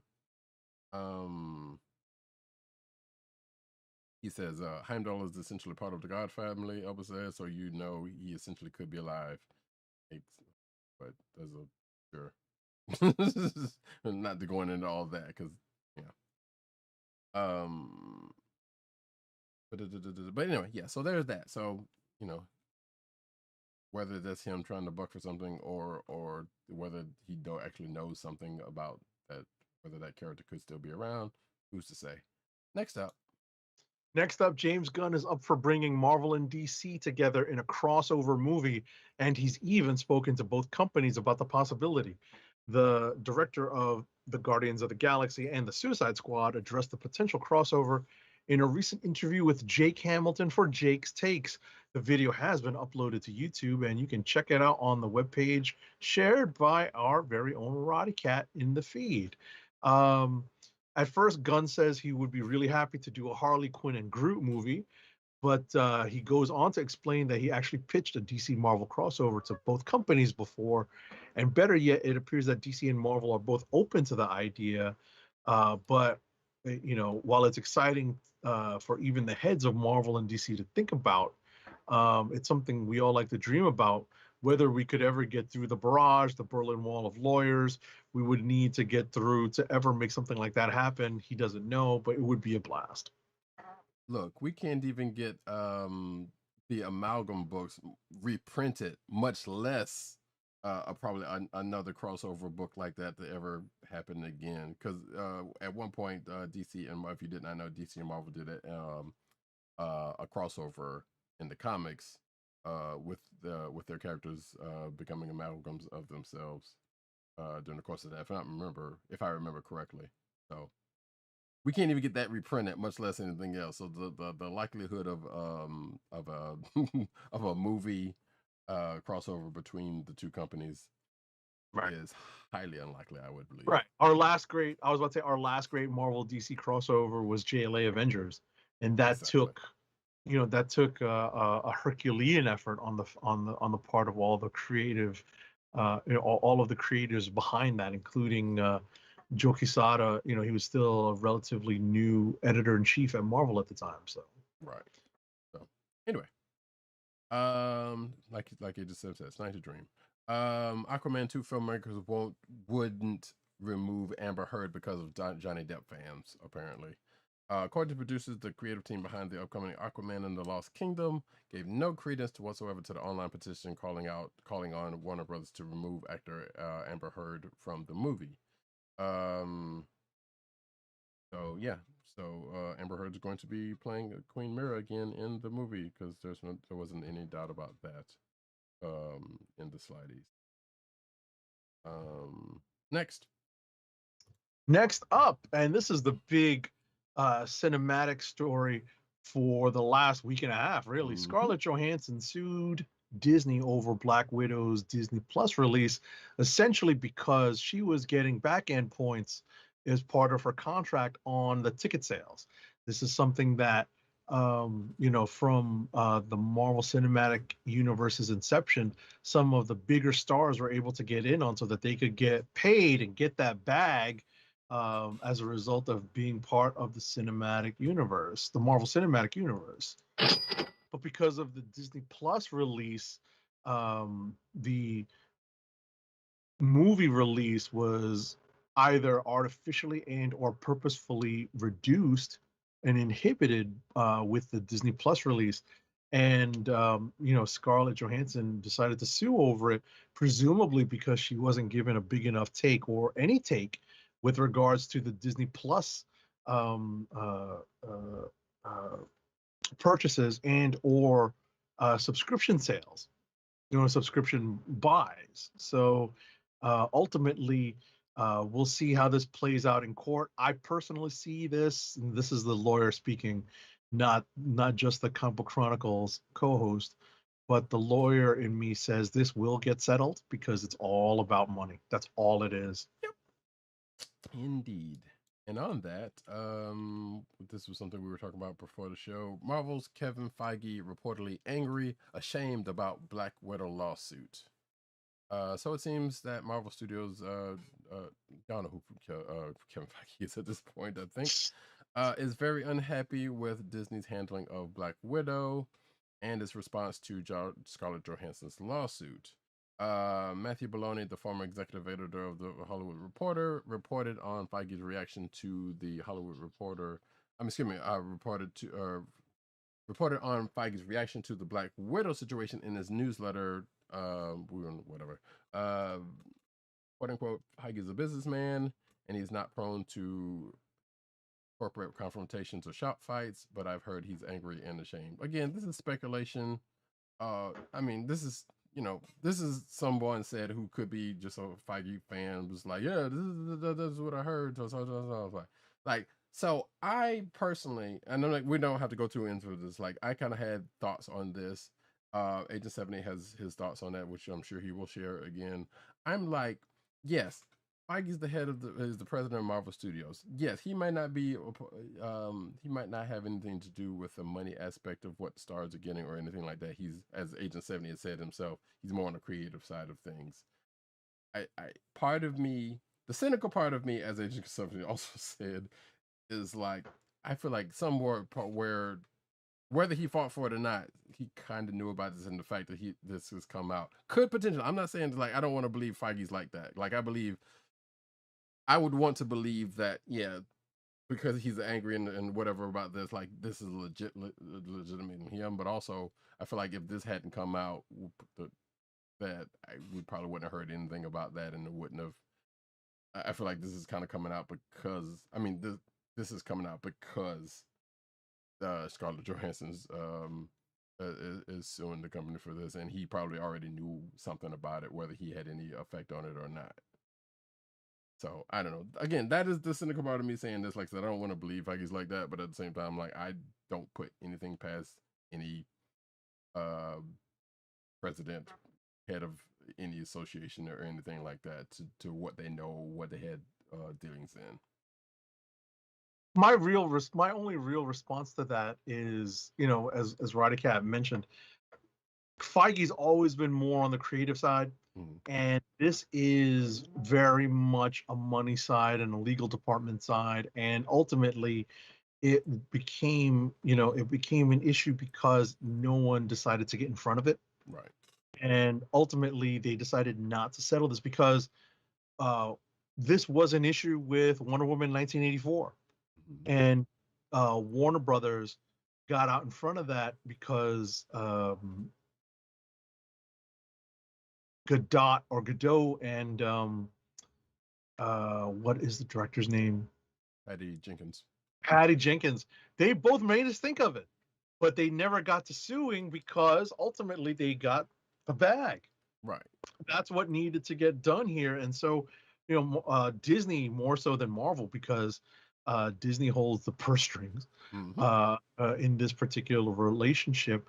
Disney dropped the ball on this and failed to give Scarlett Johansson enough hush money to make all this go away and to make sure she got paid. Right, or the So very least do this right by is what just they're a big Sorry, right, but exactly. But ultimately, this is all just a big embarrassment to Feige, who is the unquestioned idea person. He's the person who every creative behind these movies points to and says, Feige doesn't necessarily write all the movies, but he's the one that guides the movies. He's the face. And that's the no, not the face, but definitely the mind behind setting up how all of this connects. No, And what I'm so saying, that's really what the difference, I think, between knowing and having the power to do something about it lies. right? So he may know that he may know, and this is just conjecture on my part,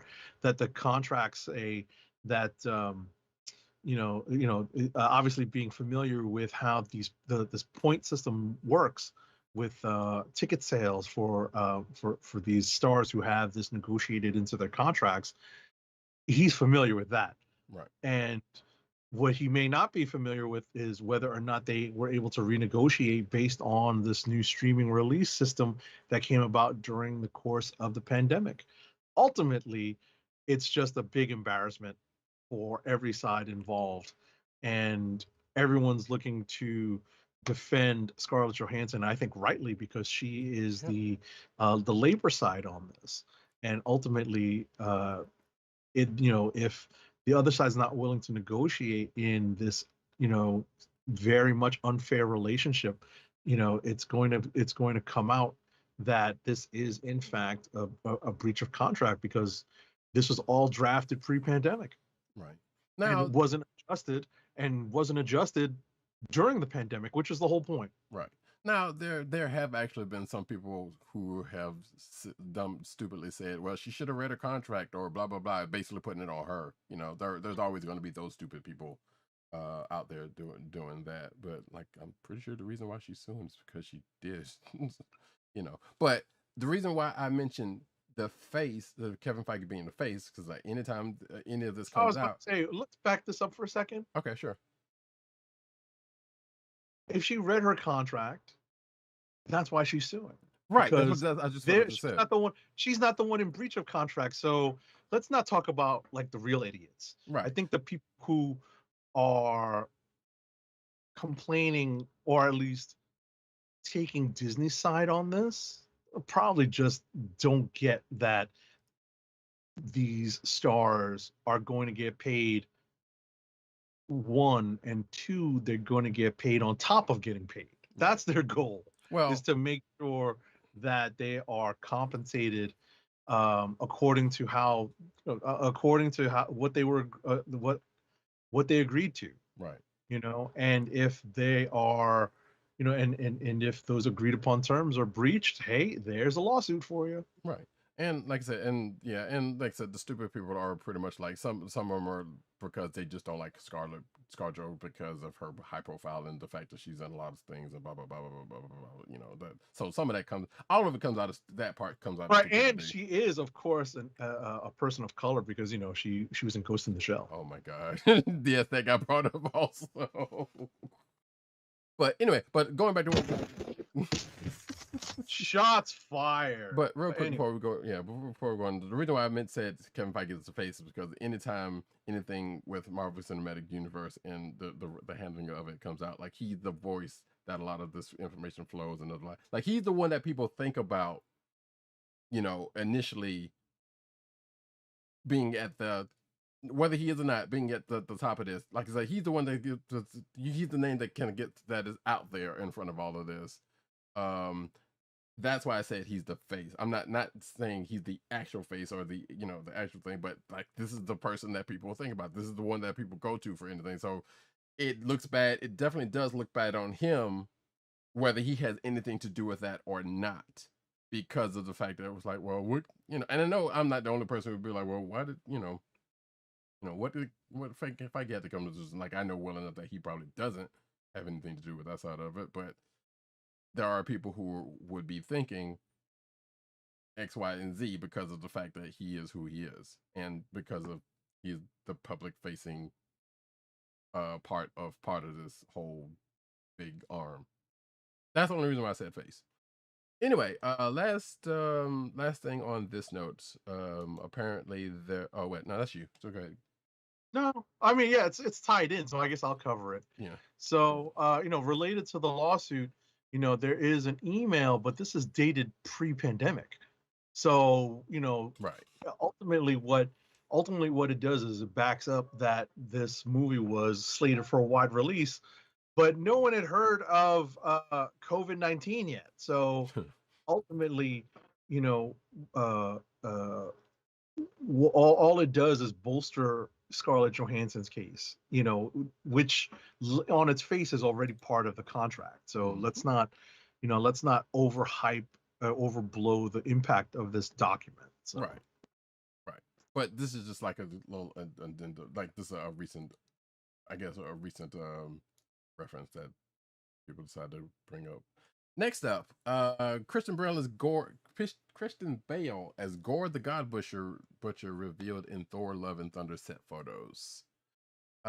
So Academy Award winner Christian Bale, wow, I can't believe that's actually a thing, has been spotted in full costume as Marvel villain Gore the God Butcher. The actor was spotted while filming Thor: Love and Thunder in Malibu, California, with images giving us a good idea of what the cosmic villain will look like in his live-action debut. If you're watching the video, you can see a picture of pictures of that. I don't know if there's any more in this article. I haven't looked yet. I want to be surprised. It's not much. It's just like I said, there's an image at the top of the article, and then there's like a tweet that gets referenced that has a comic image. No, not even that actually. Just Christian Bale in a photo, in a like a stock photo, aside another image that could possibly be from the movie. I'm not sure what this other one is. So those are the only couple of pictures that are even in this article. So there's that. Thor fans who've been reading like Agent 70 would probably be able to see this and like see if that's actually a good likeness, or even that we don't even know if it's actual likeness because we don't even know where this top image where the CGI comes right. But it will. The CGI is definitely going to come in. It's not going to be all prosthetics. Exactly, so. But we know he is in the prosthetics, and this article kind of mentions that. So, all right, yeah, because it says it looks like Bale's role as Gore will involve a lot of prosthetics and makeup as opposed to the CGI character that many expected. Really? Yeah, interesting. That's what it says here. So, but next up. All righty, Disney has revealed that Marvel Studios' Hawkeye is going to premiere on Disney Plus on November 24th, 2021, with new episodes arriving each and every Wednesday. I want to say, given that date, it's definitely Thanksgiving time. It would be that might be the Wednesday right before Thanksgiving. It is, yeah. That's usually the case, yeah. Well, it's the third Thursday, but just given how the calendars work, every once in a while it's not that date. So it's just interesting. No, that's what I'm saying. It's usually the week because it's always on a Thursday, like you said, and that's usually the last weekend of the week of the month, which this apparently is. So yeah, it looks to be the Wednesday, the day before Thanksgiving. Okay. So I'm kind of looking forward to this. I want to see what this is actually going to be, and how much focus on one over the other that's going to get out there and end up being. Next up, though, Star Wars: The Mandalorian says season 3 begins filming quote unquote soon. So Giancarlo Esposito reveals that season 3 of the live-action Star Wars series begins filming soon, and the Moff Gideon actor teases the villain's revenge on baby Yoda, aka Grogu, in the new season. let's see. He basically says that they just finished shooting Boba Fett, and soon they will start on season 3 of The Mandalorian, according to Giancarlo Esposito at GalaxyCon from this weekend, or sure, this past weekend. Oh yeah, I totally forgot he was done it because I did see something about it. Anyway, active audiences will see more of his Imperial character in season 2 and the new season. Esposito confirmed a larger presence for the villain taken into custody in season's 2 finale. He says, I'm assuming he makes a joke about killing Baby Yoda. And he also makes a reference to Pedro Pascal, who is currently filming The Last of Us. And basically says they don't know what Pedro's up to. We never have to wait on him because his character is normally in a helmet. So I guess they could just put his lines in post or at some point because he's in and use a stand-in. I don't know. So, and it says here season 3 of The Mandalorian is expected to premiere in late 2022 on, of course, Disney Plus. Next. Disney has announced that Star Wars The Bad Batch will be getting a second season on Disney Plus in 2022. This was revealed ahead of The Bad Batch's 2-part finale for its first season. And The Bad Batch has already aired its first 14 episodes, and the previously mentioned finale will be available to all Disney Plus subscribers on Friday, August 6th, momentarily as we speak. Yes, basically in a few short hours from this recording. And I know Agent 7, well, actually I don't know. Are you? I am absolutely caught up. Okay. Yeah, see, I have not. I just stopped bothering you about it. Yeah, it wasn't bothering me. But no, I'm just saying, stop nagging about it. But like, are you up to date? Are you up to date? Are you up to date? Are you up to date? Are you up to date? Are you up to date? Nah, yeah, it's all good. It is all good, and I probably will be soon. But actually, well, I'm not even gonna say that because that would be well, I'm about to say I was waiting for the season to end so I could watch them all. That's a bold-faced lie. Anyway, next up. Masters of the Universe Revelation will rename Skeletor in part 2. Did you actually watch this? Yes, I finished it. I'm up to date. Well, no, that's right. It was Transformers, the one that you said. I finished that also. Oh, nice. So, well, we'll wrap back around to that some other. I was about to say that definitely took a turn. Yeah, right. I guess we'll talk about it at the end of the show. We'll talk about that. Yes. So, I guess still kind of spoilers for part 1 of Masters of the Universe. Yeah, so some things happen. Actually, we won't really spoil it because I know there's some people that still probably, because we're still at this point, what, like 2 weeks out, I guess. Yeah. But yeah, something happens at the end of part 1 with a character and a couple of characters, I would say, and yeah, leading into what this article is talking about. And I don't remember that at the end of episode 5 that actually happening, or maybe it did, and I just don't remember it because things were going on at the time. So yeah, there we go. What my question is would be, do we have a date for part 2? Part 2 still lacks an official premiere date. Okay, moving right along. Next. Netflix has announced that its live-action adaptation of the DC Comics Sweet Tooth has been renewed for 8 more episodes with the season 2. The episodes will each run 1 hour. Yeah, we don't have a start date for that, but we get the official announcement that it has been renewed for a second season of 8 episodes. Taika Waititi's Flash Gordon movie is now live action, apparently.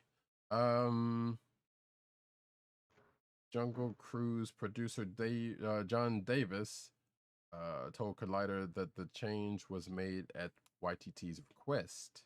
Quote unquote, Taika's writing it. The 80s Flash Gordon movie was a movie that was a huge influence on him growing up. It was one of his favorite movies. He initially said to me, "Let's do it animated." I said, "Okay." then we got into it and started developing it, and he said, "No, let's do it live action." I said, "Even better," which makes him sound like a yes man. In this, but yeah, that's the thing. So I guess now there's possibly going to be a live action remake of or redo or brand new Flash Gordon movie. We don't know what's going on with that.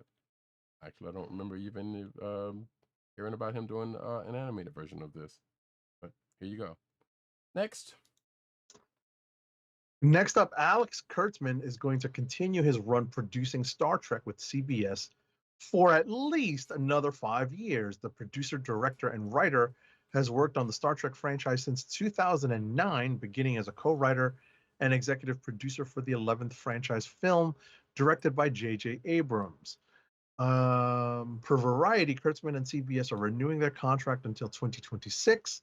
The TV deal is with both CBS Studios and Paramount Plus, both subsidiaries of Viacom CBS. Secret Hideout, Kurtzman's production company, is going to continue to add shows with the help of new hires. All of Kurtzman's Star Trek series have been produced through this Secret Hideout production company. Bad Robot. What's that? I don't know. I was just doing the Bad Robot, the JJ. Yeah, that's the Abrams J.J. Abrams. Yeah, right. yeah. But that, right, cool. but Secret Hideout just reminds me of that. Yeah, that's. I mean, I have not kept that. I haven't kept up with a lot of the Star Trek stuff that's come out on Paramount Plus.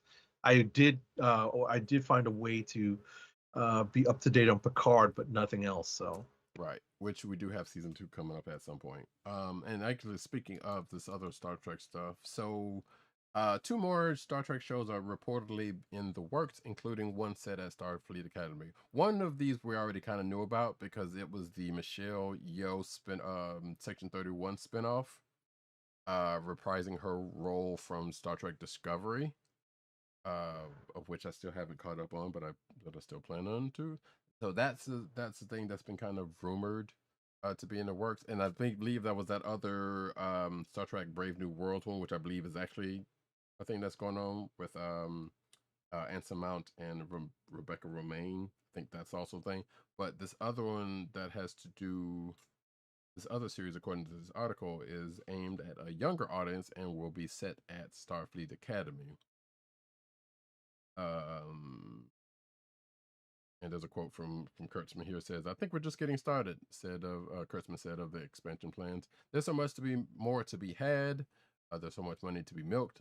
That is my that's my postulate, the thing I posited in there. He added that he hopes Star Trek will be going further in the future. If it were up to me, I would be pushing the boundaries much further than I think most people would want. I think we might get there, he teased. So, there you go. Next. Last up in cinematic news, Alicia Vikander, who played Lara Croft in the 2018 Tomb Raider film adaptation. Wow, that was 2018. I know, right? Has confirmed that a sequel is still in development. In an interview with Collider, Vikander was asked about the film's progress and whether or not the sequel was still happening. She says, yeah, pre-COVID, she would have said yes, and now she thinks it's a yes still. It's not greenlit, but the script is in the making, and she thinks everyone is excited, and she personally would love to revisit Lara again. Okay. I'm sure she would. All right, so that is the end of the cinematic news. Now we move over to the comic book news.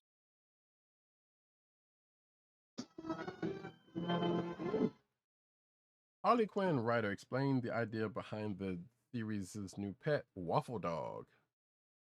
I feel like they were trying to go for a pizza dog thing, but hey, we're not. Stephanie Phillips shed some light on the origin of one of Harley Quinn's newest characters, the endearing canine known as Waffle Dog.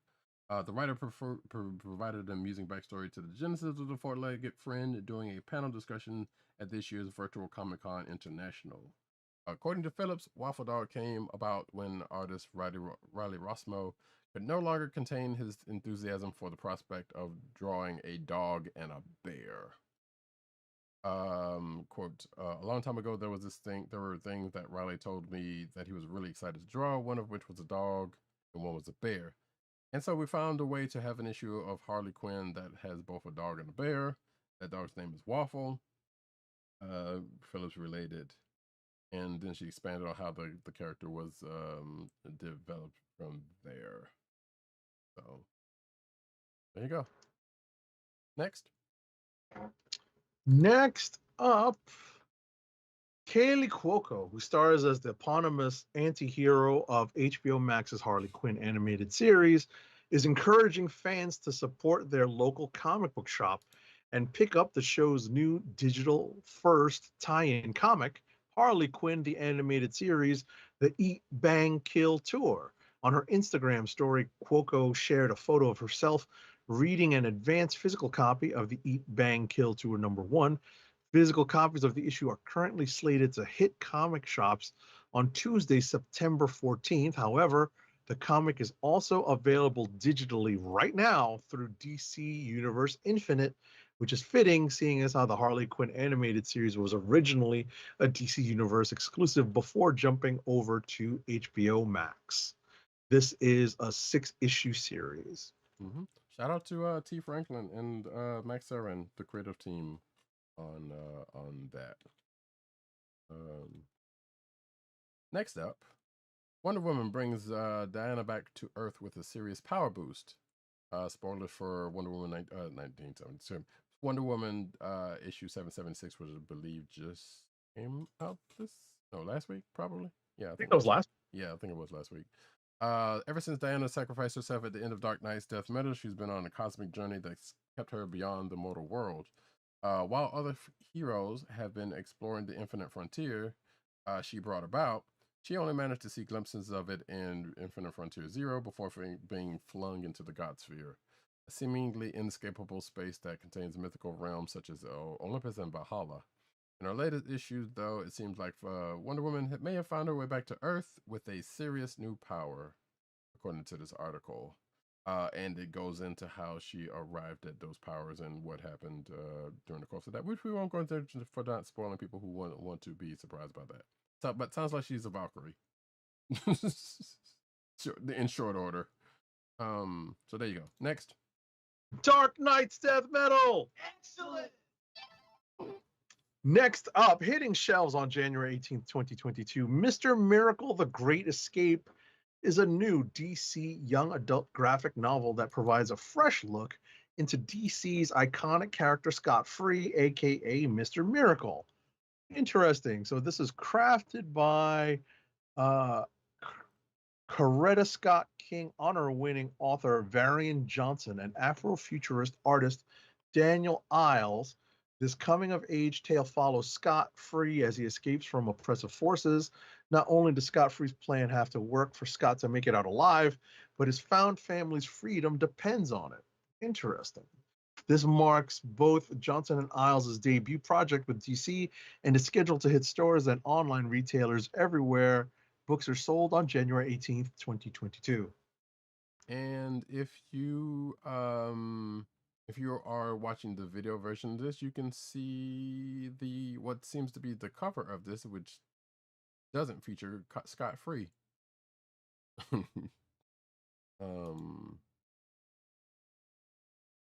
So interesting. And I'm cycling through the art right there, so you can kind of see glimpses of that. But it'll be in the show notes if you want to check that out for yourself. Next up, Batman's. It's kind of tough. I was about to say just very quickly. Okay. It's kind of tough. Gosh, was it that long ago we were reading Mr. Miracle by Tom King and Mitch Gerads? Nah, it was only like 2 years ago. Like what, 3 years? 3 years. Yeah. Mm-hmm. That now it seems like forever. I know, and he has done other 12 issues with other characters that may or may not have hit similarly.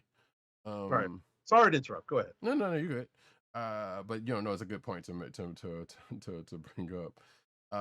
Batman's new 1 million costume revealed by DC Comics. Batman 1 million is returning to the pages of DC Comics with a brand new look. In a new promo image for the upcoming Batman Urban Legends #7, the Dark Knight of the far future gets a notable costume change for his upcoming story. fitting his darker ensemble for a more silver look and longer bat ears. And apparently, I guess this character came from a Grant Morrison crossover series. And this article kind of goes into that stuff and how it plays into Batman Urban Legends number 7, which we won't have to go into. Next. It's the 1 million costume. I guess so. Yeah. It's just like another reminder that most of Aaliyah's music is not streaming. I didn't go there with that, but yes, you're right. Just Nice. another reminder. I was thinking Shout out, baby girl. I know, But right? anyway, I was thinking of the whole 1 million BC and that the DC and both DC and Marvel has delved into. right. 34 years after Christopher Reeve last donned the Man of Steel garb, his story picks up again later this year with Superman 78. Writer Rob Venditti and artist Wilfredo Torres are continuing the story of Reeves' cinematic Superman in the 6-issue comic book series Superman 78. It's set between the films Superman 2 and Superman 3 and mixes the classic superheroes of the Man of Steel and Metropolis with the interpersonal relationships he has as Clark Kent and with the Daily Planet staff, obviously including Lois Lane. There's a preview on the website that Roddykat is going through now. Issue number 1 goes on sale August 24th, later this month, with a primary cover by Wilfredo Torres. Interesting. Yeah, I will probably check this out. This is that Batman 89 book I will probably check out. And yeah, I just took a glance through the preview pages. If you're watching the video version, you will have seen me kind of float through them. Seems interesting so far. Jim Lee squashes rumors DC's publishing is in danger. It's the exact opposite, according to him. So DC's chief creative officer Jim Lee promised that the publishing arm of the entertainment company isn't going anywhere. I feel like this is a rumor that kind of comes up every 3 to 5 years, or at least in recent history. Speaking to The Hollywood Reporter about the future of all things DC, Lee and the senior VP and general manager Daniel Cherry III were asked about rumors that Warner Media will shutter the publishing arm of the media empire, focusing instead on movies, TVs, and video games. Lee responded saying there's no truth to the claims. Occasionally, you will run across that article or tweet, and I have to bite my tongue to not jump into the conversations, Lee said. It's the furthest thing from the truth. If anything, it's the exact opposite. The comics that we publish, the core canon we establish in comics, is driving everything we do across DC and media. We're constantly referring to the characters as we build DC beyond the publishing world. And it goes on from there, but that's pretty much the gist of it. Next up. Scrolling. Jim Lee raised over $800,000 for comic shops with his 60 in 60 original art sketches. So the last of those 60 in 60 sketches meant to fundraise for comic shops affected by the COVID-19 pandemic is complete, and the sum raised was over $800,000. That's pretty cool. Well, indeed. HBO Max is getting its own exclusive podcast, starting with Batman. The HBO Max team wants its app to not just be a place where people find big movie premieres, but podcasts also. The company announced today that it's planning to release its new Batman podcast, Batman: The Audio Adventures, as an in-app exclusive, meaning it won't make its way to other podcasting apps or be available through an RSS feed. Hey, remember those folks? The scripted show, which features Jeffrey Wright as Batman and Rosario Dawson as Batwoman, will premiere this fall, although no exact date was provided. In a chat with The Verge, Joshua Walker, Chief Strategy Officer at HBO Max, says that the decision to make the Batman the Audio Adventures exclusive has to do with the show being a scripted original series. I feel like I don't buy that, but okay, sure. For scripted originals, our working theory now is that they should set aside our other scripted original content exclusively within the HBO Max environment, Walker says. But because we're early days on scripted original audio content, we do look at this as something that we'll learn from, and we'll see how it develops over time as we go from here. AKA, if it doesn't work out and people not coming over, we'll probably push it over to Spotify and other places later.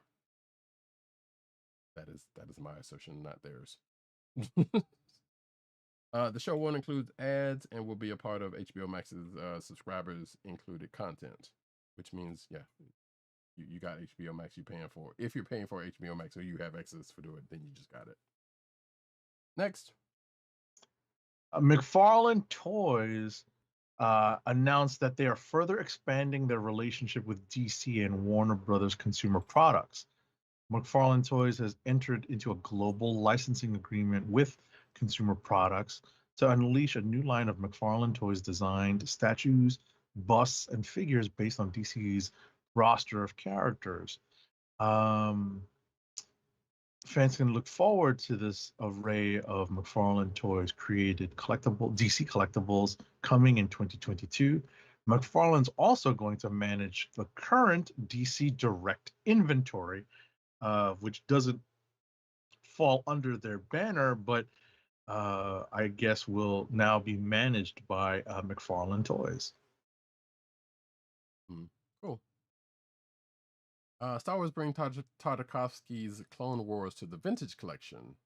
Hasbro has announced a new batch of Star Wars figures in the Black Series and Vintage Collection lines, inspired by Genndy Tartakovsky's 2003 2D micro series Star Wars Clone Wars.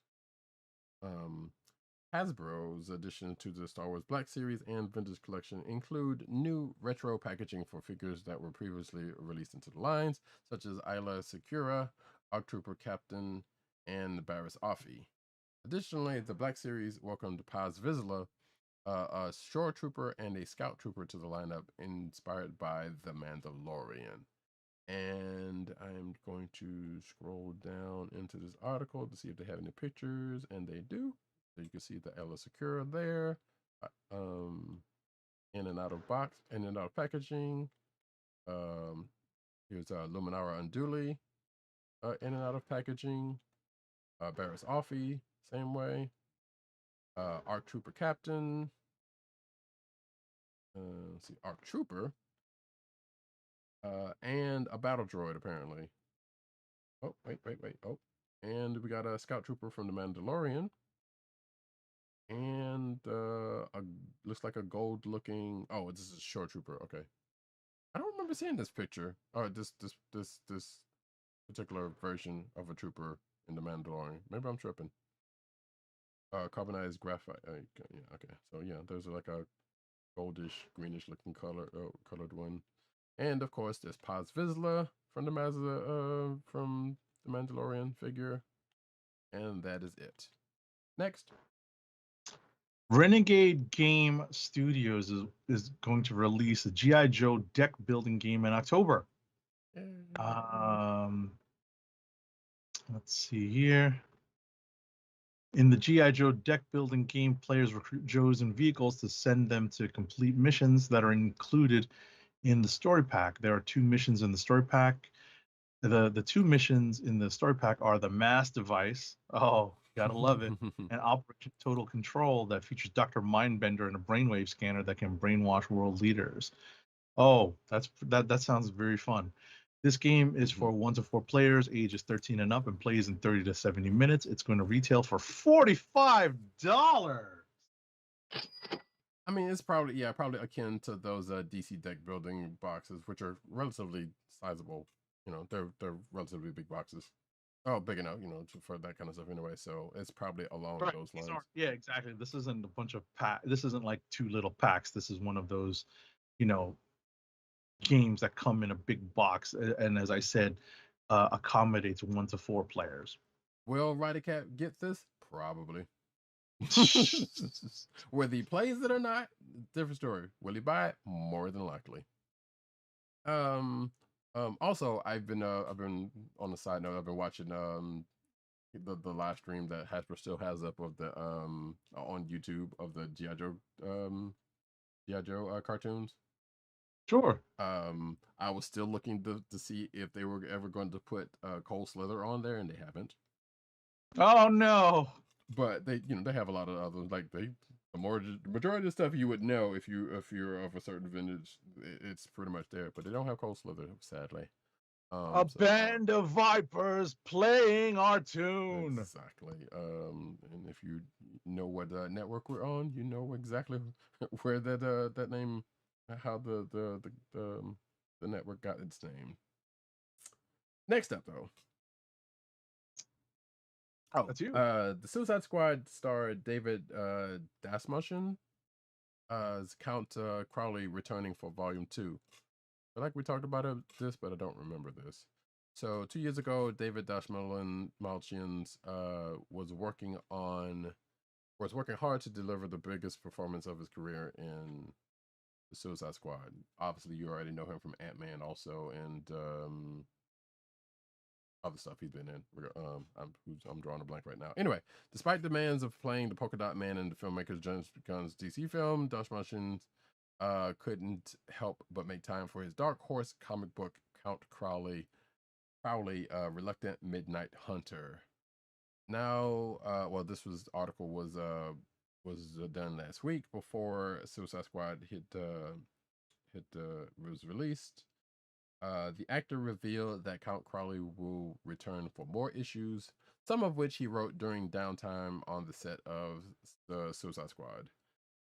There were a lot of new elements we didn't get to play with before with Volume 1, including locations, certain kinds of monsters. He says, the way the monsters interact with each other as well as humans. And apparently, a couple of his the Suicide Squad castmates are supporting him in this because apparently Margot Robbie learned that he wrote the book and asked to see them. And James Gunn also showed his support for the book. Cool. Next up, new digital comics platform Inker raises $3.1 million in pre-series A round. The company announced the investment will fund expansion of the company's content catalog, product development, marketing, and talent acquisition. The investment round was led by Monks Hill Ventures, a venture capital firm investing in early-stage tech companies. Launched in October 2020, Inker has a reading app for consumers, publisher tools to support global distribution of digital content, and in what sounds like a key differentiator, a localization service that offers quick transition to new languages using a proprietary AI localization technology. The app currently supports English with Japanese English, Korean English, and Chinese English localization available, and plans to add more languages in the future. Okay. Yeah, and given some of the people some of the companies already with this, Code and Shy, Tokyo Pop, Fan, just I'm sure some people versed in manga and these apps would probably have been right, exposed to and this. some stuff from Image as well, so it's not just manga stuff. True, that is true. Yes, right. I did skip that. So yeah. Next up, Cat vs. Gamer explores how video games teach you how to care for your pet. Are you a cat person who likes games? We have good news for you. The manga series Neko Garashi Gamer-san by writer-artist Wataru Nadan Tanami, I apologize for butchering your name, is finally coming out in English, beginning this spring as Cat Plus Gamer from Dark Horse Comics. Cat Plus Gamer centers on a 29-year-old woman named Riko who lives and breathes video games. When she's not at work, she's home playing video games, much to the puzzlement of her coworkers. A chance meeting with a stray cat opens the door for her to learn how to befriend and care for a cat, despite never having had a pet before. How does she do it? By using everything she knows from video games. And the article goes on saying how it's being translated, et cetera, et cetera, et cetera. Do we see when this is coming out? It goes on sale March 2nd, 2022 in comic shops and arrives in bookstores on March 15th that year. Next up, a real-life haunted house is joining the pantheon of horror houses in comics alongside the House of Mystery and the House of Secrets, namely the Winchester Mystery House. Scheduled to debut October 27th, the 3-issue Winchester Mystery House comic book series will delve into the real-life facts along with the speculation about the famous haunted house from the family that created the Winchester Rifle Company. All right. Let's see. I'm just gonna scroll through this to see what the release date, pricing. Oh, so it's scheduled to debut, as I said, October 27th. Pricing anywhere? Pricing. Yeah, 3 issues, October 27th. You'll see how much it is when you pick it up. And me my Winchester, Sam. I'm a riding to Red Rock. Mm-hmm. This is published by Source Point Press. Yes. In Teenage Mutant Ninja Turtles news, spoiler just brought back the Turtles' Strangest God. This is spoilers for Teenage Mutant Ninja Turtles Annual 2021, which is already out. The Teenage Mutant Ninja Turtles are no strangers to the weird, and not just because they're very nature. Apart from being anthropomorphic amphibians themselves, turtles live in a world populated with mutants, aliens, interdimensional despots, and even ancient deities. Currently, it is the latter of these preternatural threats that is preparing to make their lives worse than ever. Though not before making sure that they are on the right track to do so. Before the Rat King's new Armageddon game can begin, he's gone to consult with his immortal siblings. And along the way, he's brought the strangest god of them all, the Toad Baron himself, back into the spotlight. If you are a fan of Teenage Mutant Ninja Turtles, or diehard fan, you will probably know who and what that is. I do not. So we're just gonna stop right there and say next. Next up, Power Pack creators Louise Simonson and June Brigman are working together on a new limited series for the adolescent team at Marvel Comics. It's not officially announced by Marvel yet, but this as yet unnamed 5-issue series will see Simonson and Brigman reteaming with inker Roy Richardson, joined by colorist Nolan Woodard.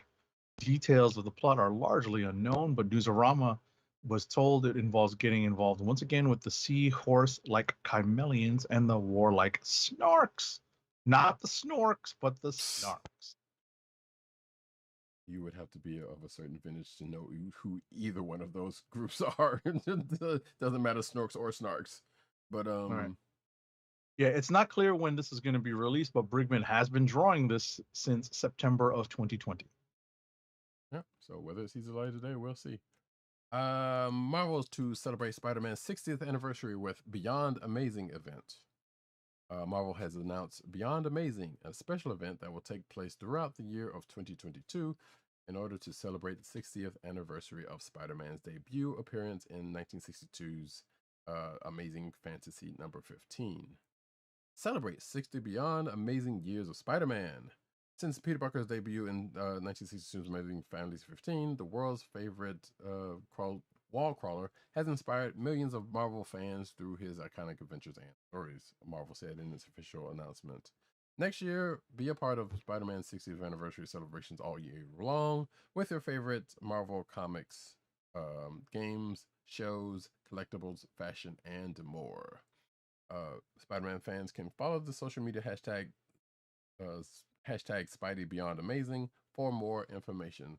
Also, I guess worth noting, I believe it was like Spider-Man Day recently, from what I saw on Twitter, because I kept seeing posts of people posting Spider-Man related materials, both Peter and Miles at that. So I guess that was a thing.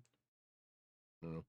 Either way, yeah, look forward to that next year, I guess. Next. Okay, so Doctor Strange will be dying this fall, though, as we've recently learned, he's been preparing for this possibility, including making one last request of Spider-Man. As part of the Sorcerer Supreme's last will and testament, he's asked Marvel's premier wallcrawler to become New York City's resident magical protector. But there's one small problem. Peter Parker is going to be incapacitated this fall, although presumably it's going to be short term. And Ben Reilly, clone, once again assumes the role of Spider-Man. Although Strange and Reilly worked together briefly during the recent Damnation event, their relationship's obviously far removed from what Stephen and Peter's relationship is. But Reilly's going to attempt to step up in the November special Death of Doctor Strange Spider-Man #1, written by Jed McKay and artist with art by Marcelo Ferreira. Okay. Yeah. Like New Edition said, you can count me out. You're gonna have to count me out. But it's Jed McKay. Yeah, but it's a Ben Reilly. Oh well, yeah, that part. You're right. Yes. Well, I mean, hey, they. Well, that was Donny Cates also. So I'm like, I don't know. They didn't really do that much with him in Damnation. I mean, yeah, they had him doing some stuff, but yeah, whatever. How Marvel's Darkhold event fits into comics continuity. Apparently, this is an article that's been recently updated because, excuse me, originally announced to debut in the summer of 2020 in advance of Disney Plus's WandaVision, Steve Orlando and Cian Tormey's Darkhold Alpha #1 has now been rescheduled to debut September 22nd. Quote, in a story that will delight and terrify, the infamous Darkhold text has resurfaced, and the Scarlet Witch is the only hero who can prevent the dreadful havoc it's set to unleash. Excuse me, it reads Marvel's description of Darkhold Alpha #1, which is kind of funny given Wanda's state of affairs at this particular current moment in the comics continuity. Right. That's my putting that in there, not this article's. That's right. The same Darkhold which appeared in WandaVision and ended up in Wanda's hands by the show end. Comic folks know about what the Darkhold is. See, in the comic books, this book with Black Magic haven't made it into Wanda's hands yet, but rather into the possession of Doctor Doom. In an attempt to stave off this disaster waiting to happen, the Scarlet Witch will recruit an unlikely group of heroes. Iron Man, Wasp, Janet Van Dyne, Black Bolt, Blade, and Spider-Man to stop him. But there's a hitch. Doctor Doom is working with the Darkhold's original author, Chthon. I guess I don't. You know what? Is that how you pronounce his name? I don't think I've ever heard it. That's how I've heard it. Yeah. Who exists? I can't say for sure they're experts on it, but yeah, Right. I've heard it as Chthon. So. Right. Or Chthon. I've heard Chthon much more rarely. Right. Like Cthulhu. Yeah. Yeah.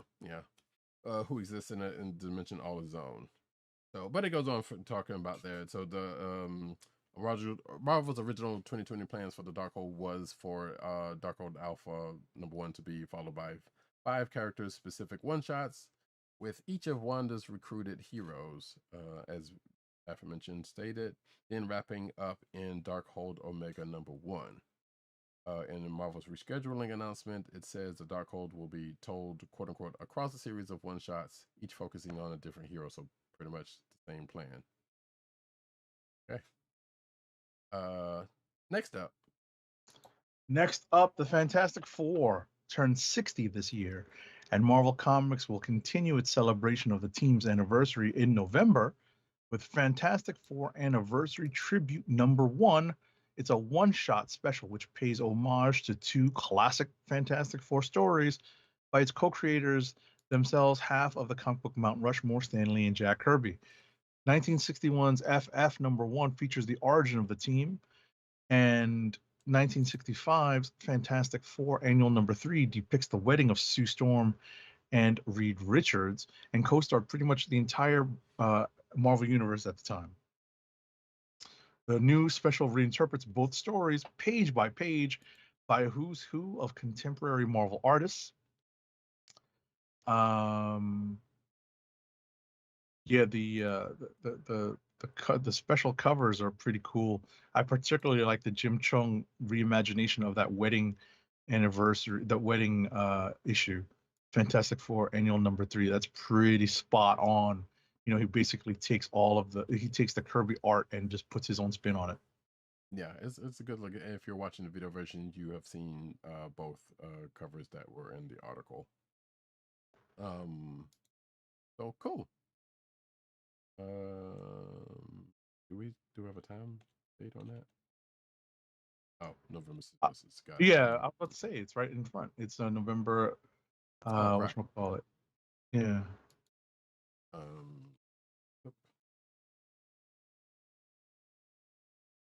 Yeah, look for Marvel 2021 November solicits. Yeah.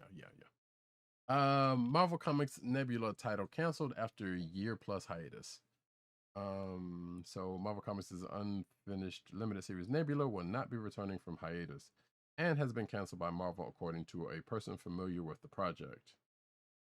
Nebula's creative team was writer Vita Ayala, artist Claire Rowe, colorist Mike Spicer, and letterer Travis Lanham. The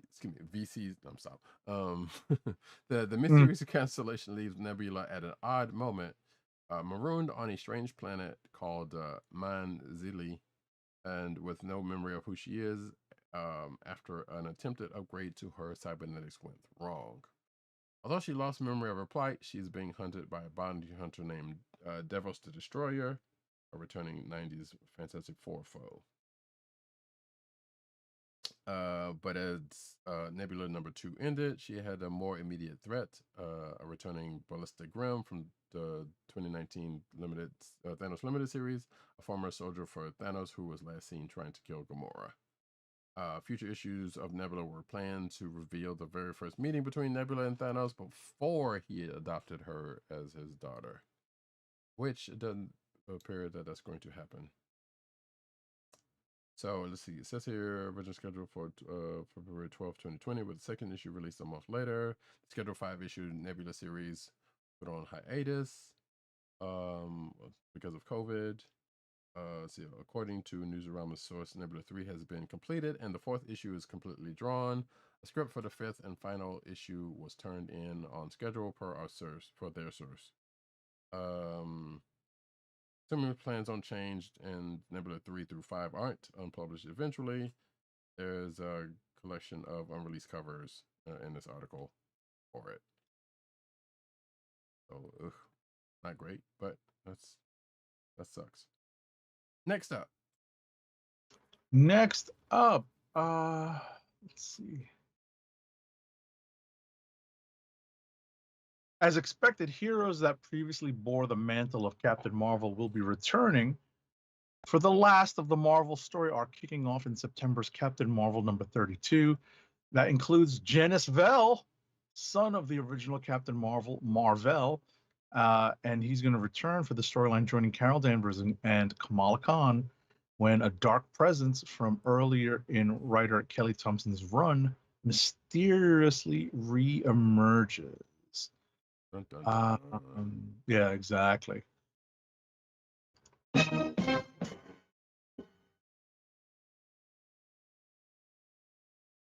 All right. And I'm looking to see if there's a firm date, or we're just going to wait for solicitations. Oh, no, it goes on sale September 1st. Right.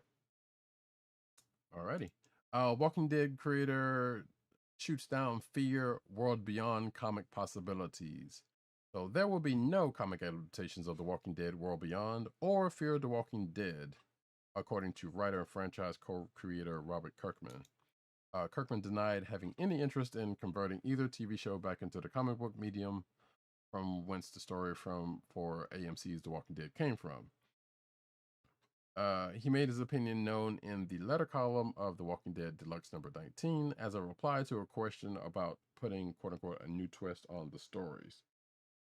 When asked about his thoughts about the idea of using elements from 2 spin-offs to craft a new comic book, Kirkman responded, "Doesn't interest me, honestly." So yeah, there you go. That's that. Next. And that's it actually. That is Yeah, the last news story. So folks, we're rounding about the end of this here Comic Book Chronicles, but first, one last I was gonna ad say, read. do you want to touch on War for Cybertron Kingdom real quick? Oh, sure, we could do that. Yes. Hang on, let me switch this back over to. Whoop. There we go. Hit it. Well, I got caught up on this, and Roddykat wanted to make sure that I got caught up on it. I was just a little bit behind his watching of it. I didn't realize that it had already dropped, and he'd already powered through. What was it, like 4 or 5 episodes, something like that? Oh, I don't think it was 6. I think it was like 5. That was 6. Was it 6? Mhm. All right. Ultimately, it draws upon the Beast Wars stuff that I am not familiar with, and what further complicated things from my end. Big time spoiler alert! So I'm going to ring the bell real quick.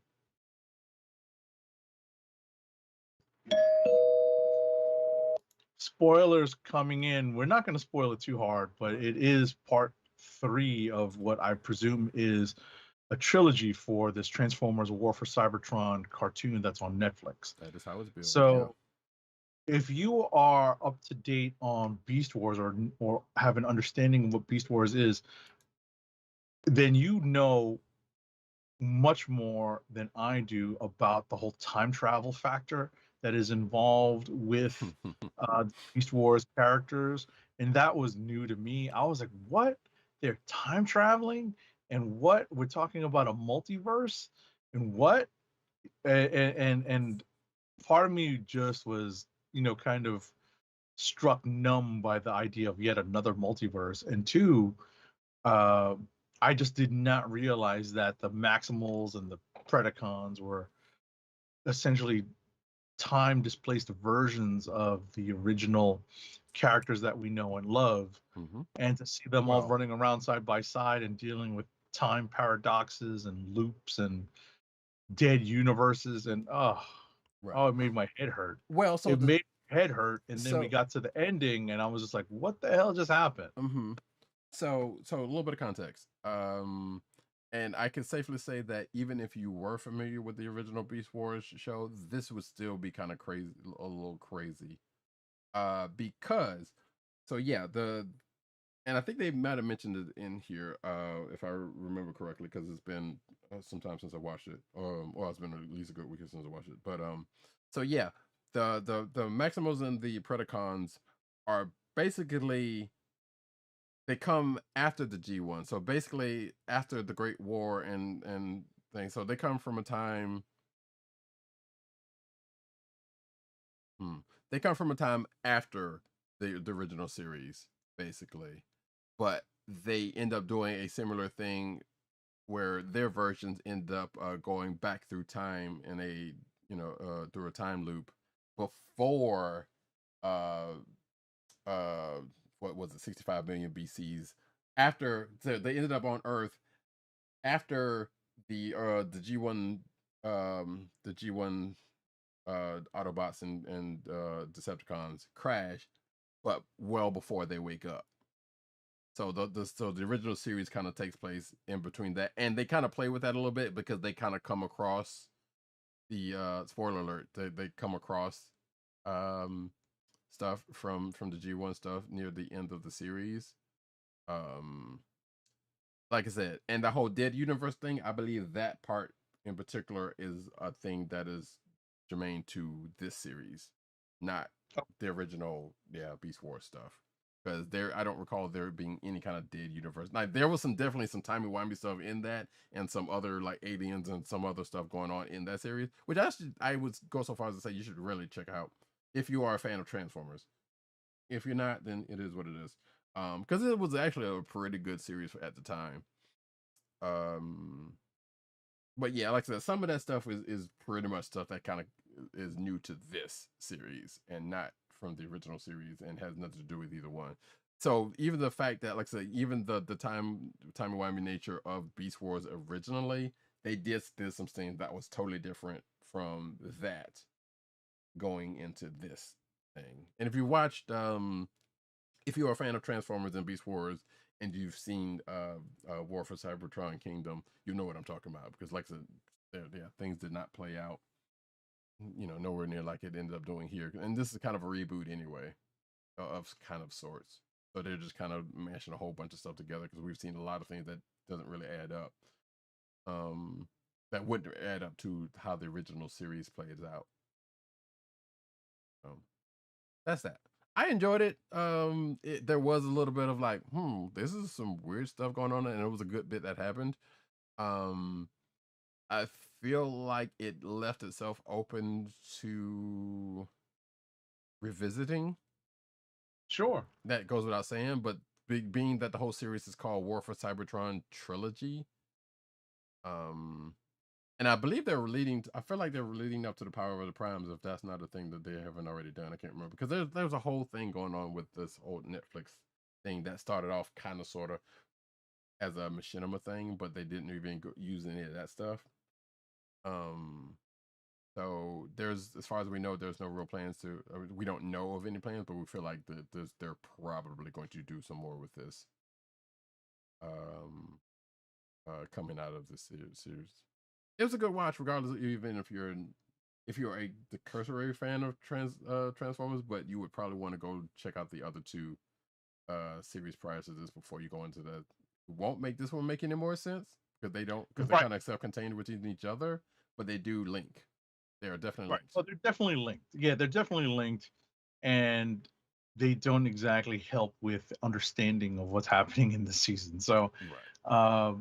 I found myself in certain parts anyway. A couple times. Yeah. Right. I found myself scratching my head at a couple of points, but ultimately it's Transformers. It looks good on the screen, and while the voices aren't the voices that we know and love, at least they're simulacrums. So there's where I had kind of had a problem with it, because most of the people kind of talk like this, and it's kind of staggered. And Optimus sounds like he has asthma. And it's like, and that kind of threw me off. Tired of all your crap, basically. And even the depiction of Prime and Megatron, in I guess, well, technically both Megatrons in this particular case, but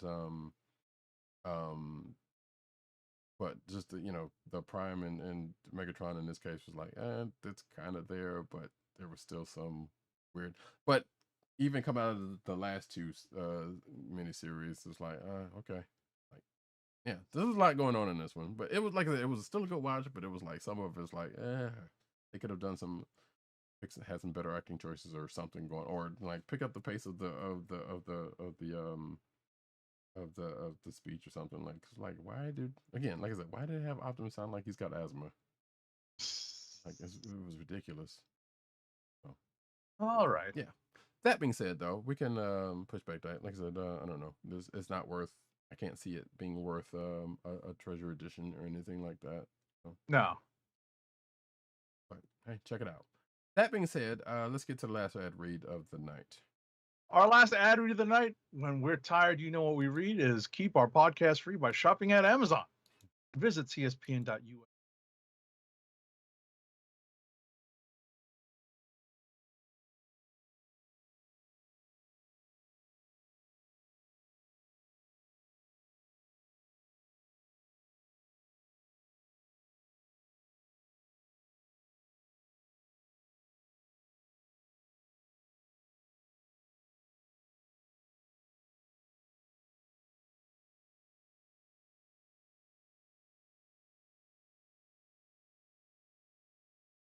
And as we come to another exciting episode, at the end of this exciting episode of the Comic Book Chronicles, as we said, we will be back next week, same time, same bad channel. We will definitely be talking about the Suicide Squad, not necessarily at length, but broad strokes.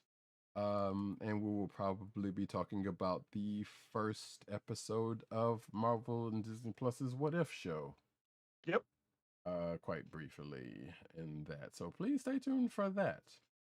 Given that, I am Roddykat. You can find me at Roddykat on Twitter. You can find me at News Knows Need on Twitter. You can find me at CBCaps on Instagram. Agent_70 on Twitter and Instagram. PC_Dirt on Twitter, Pop Culture Net on Twitter, popculturenetwork.com, and his umbrella sites therein, and maybe possibly also Byte, the Vine replacement that who knows is even that's around under Comic Reviews No Vowels. Tim DOGG98 on Twitter, the Osiris it is ish.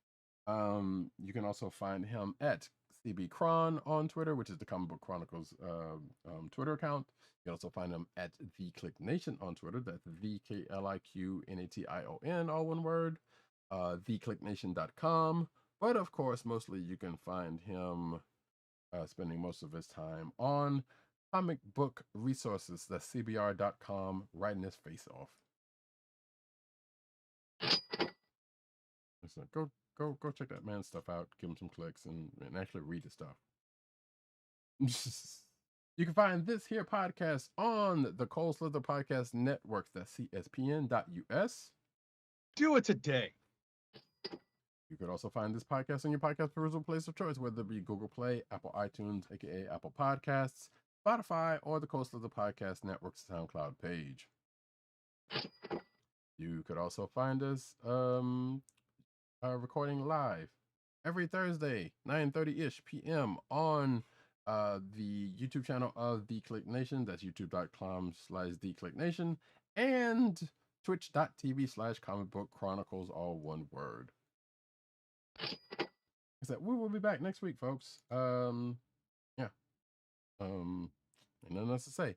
This has been the Comic Book Chronicles. Peace. Peace. One. Don't tell us what's right. Don't tell us what's wrong. Too late to resist, cause Cobra is strong. And knowing is half the battle. Hey.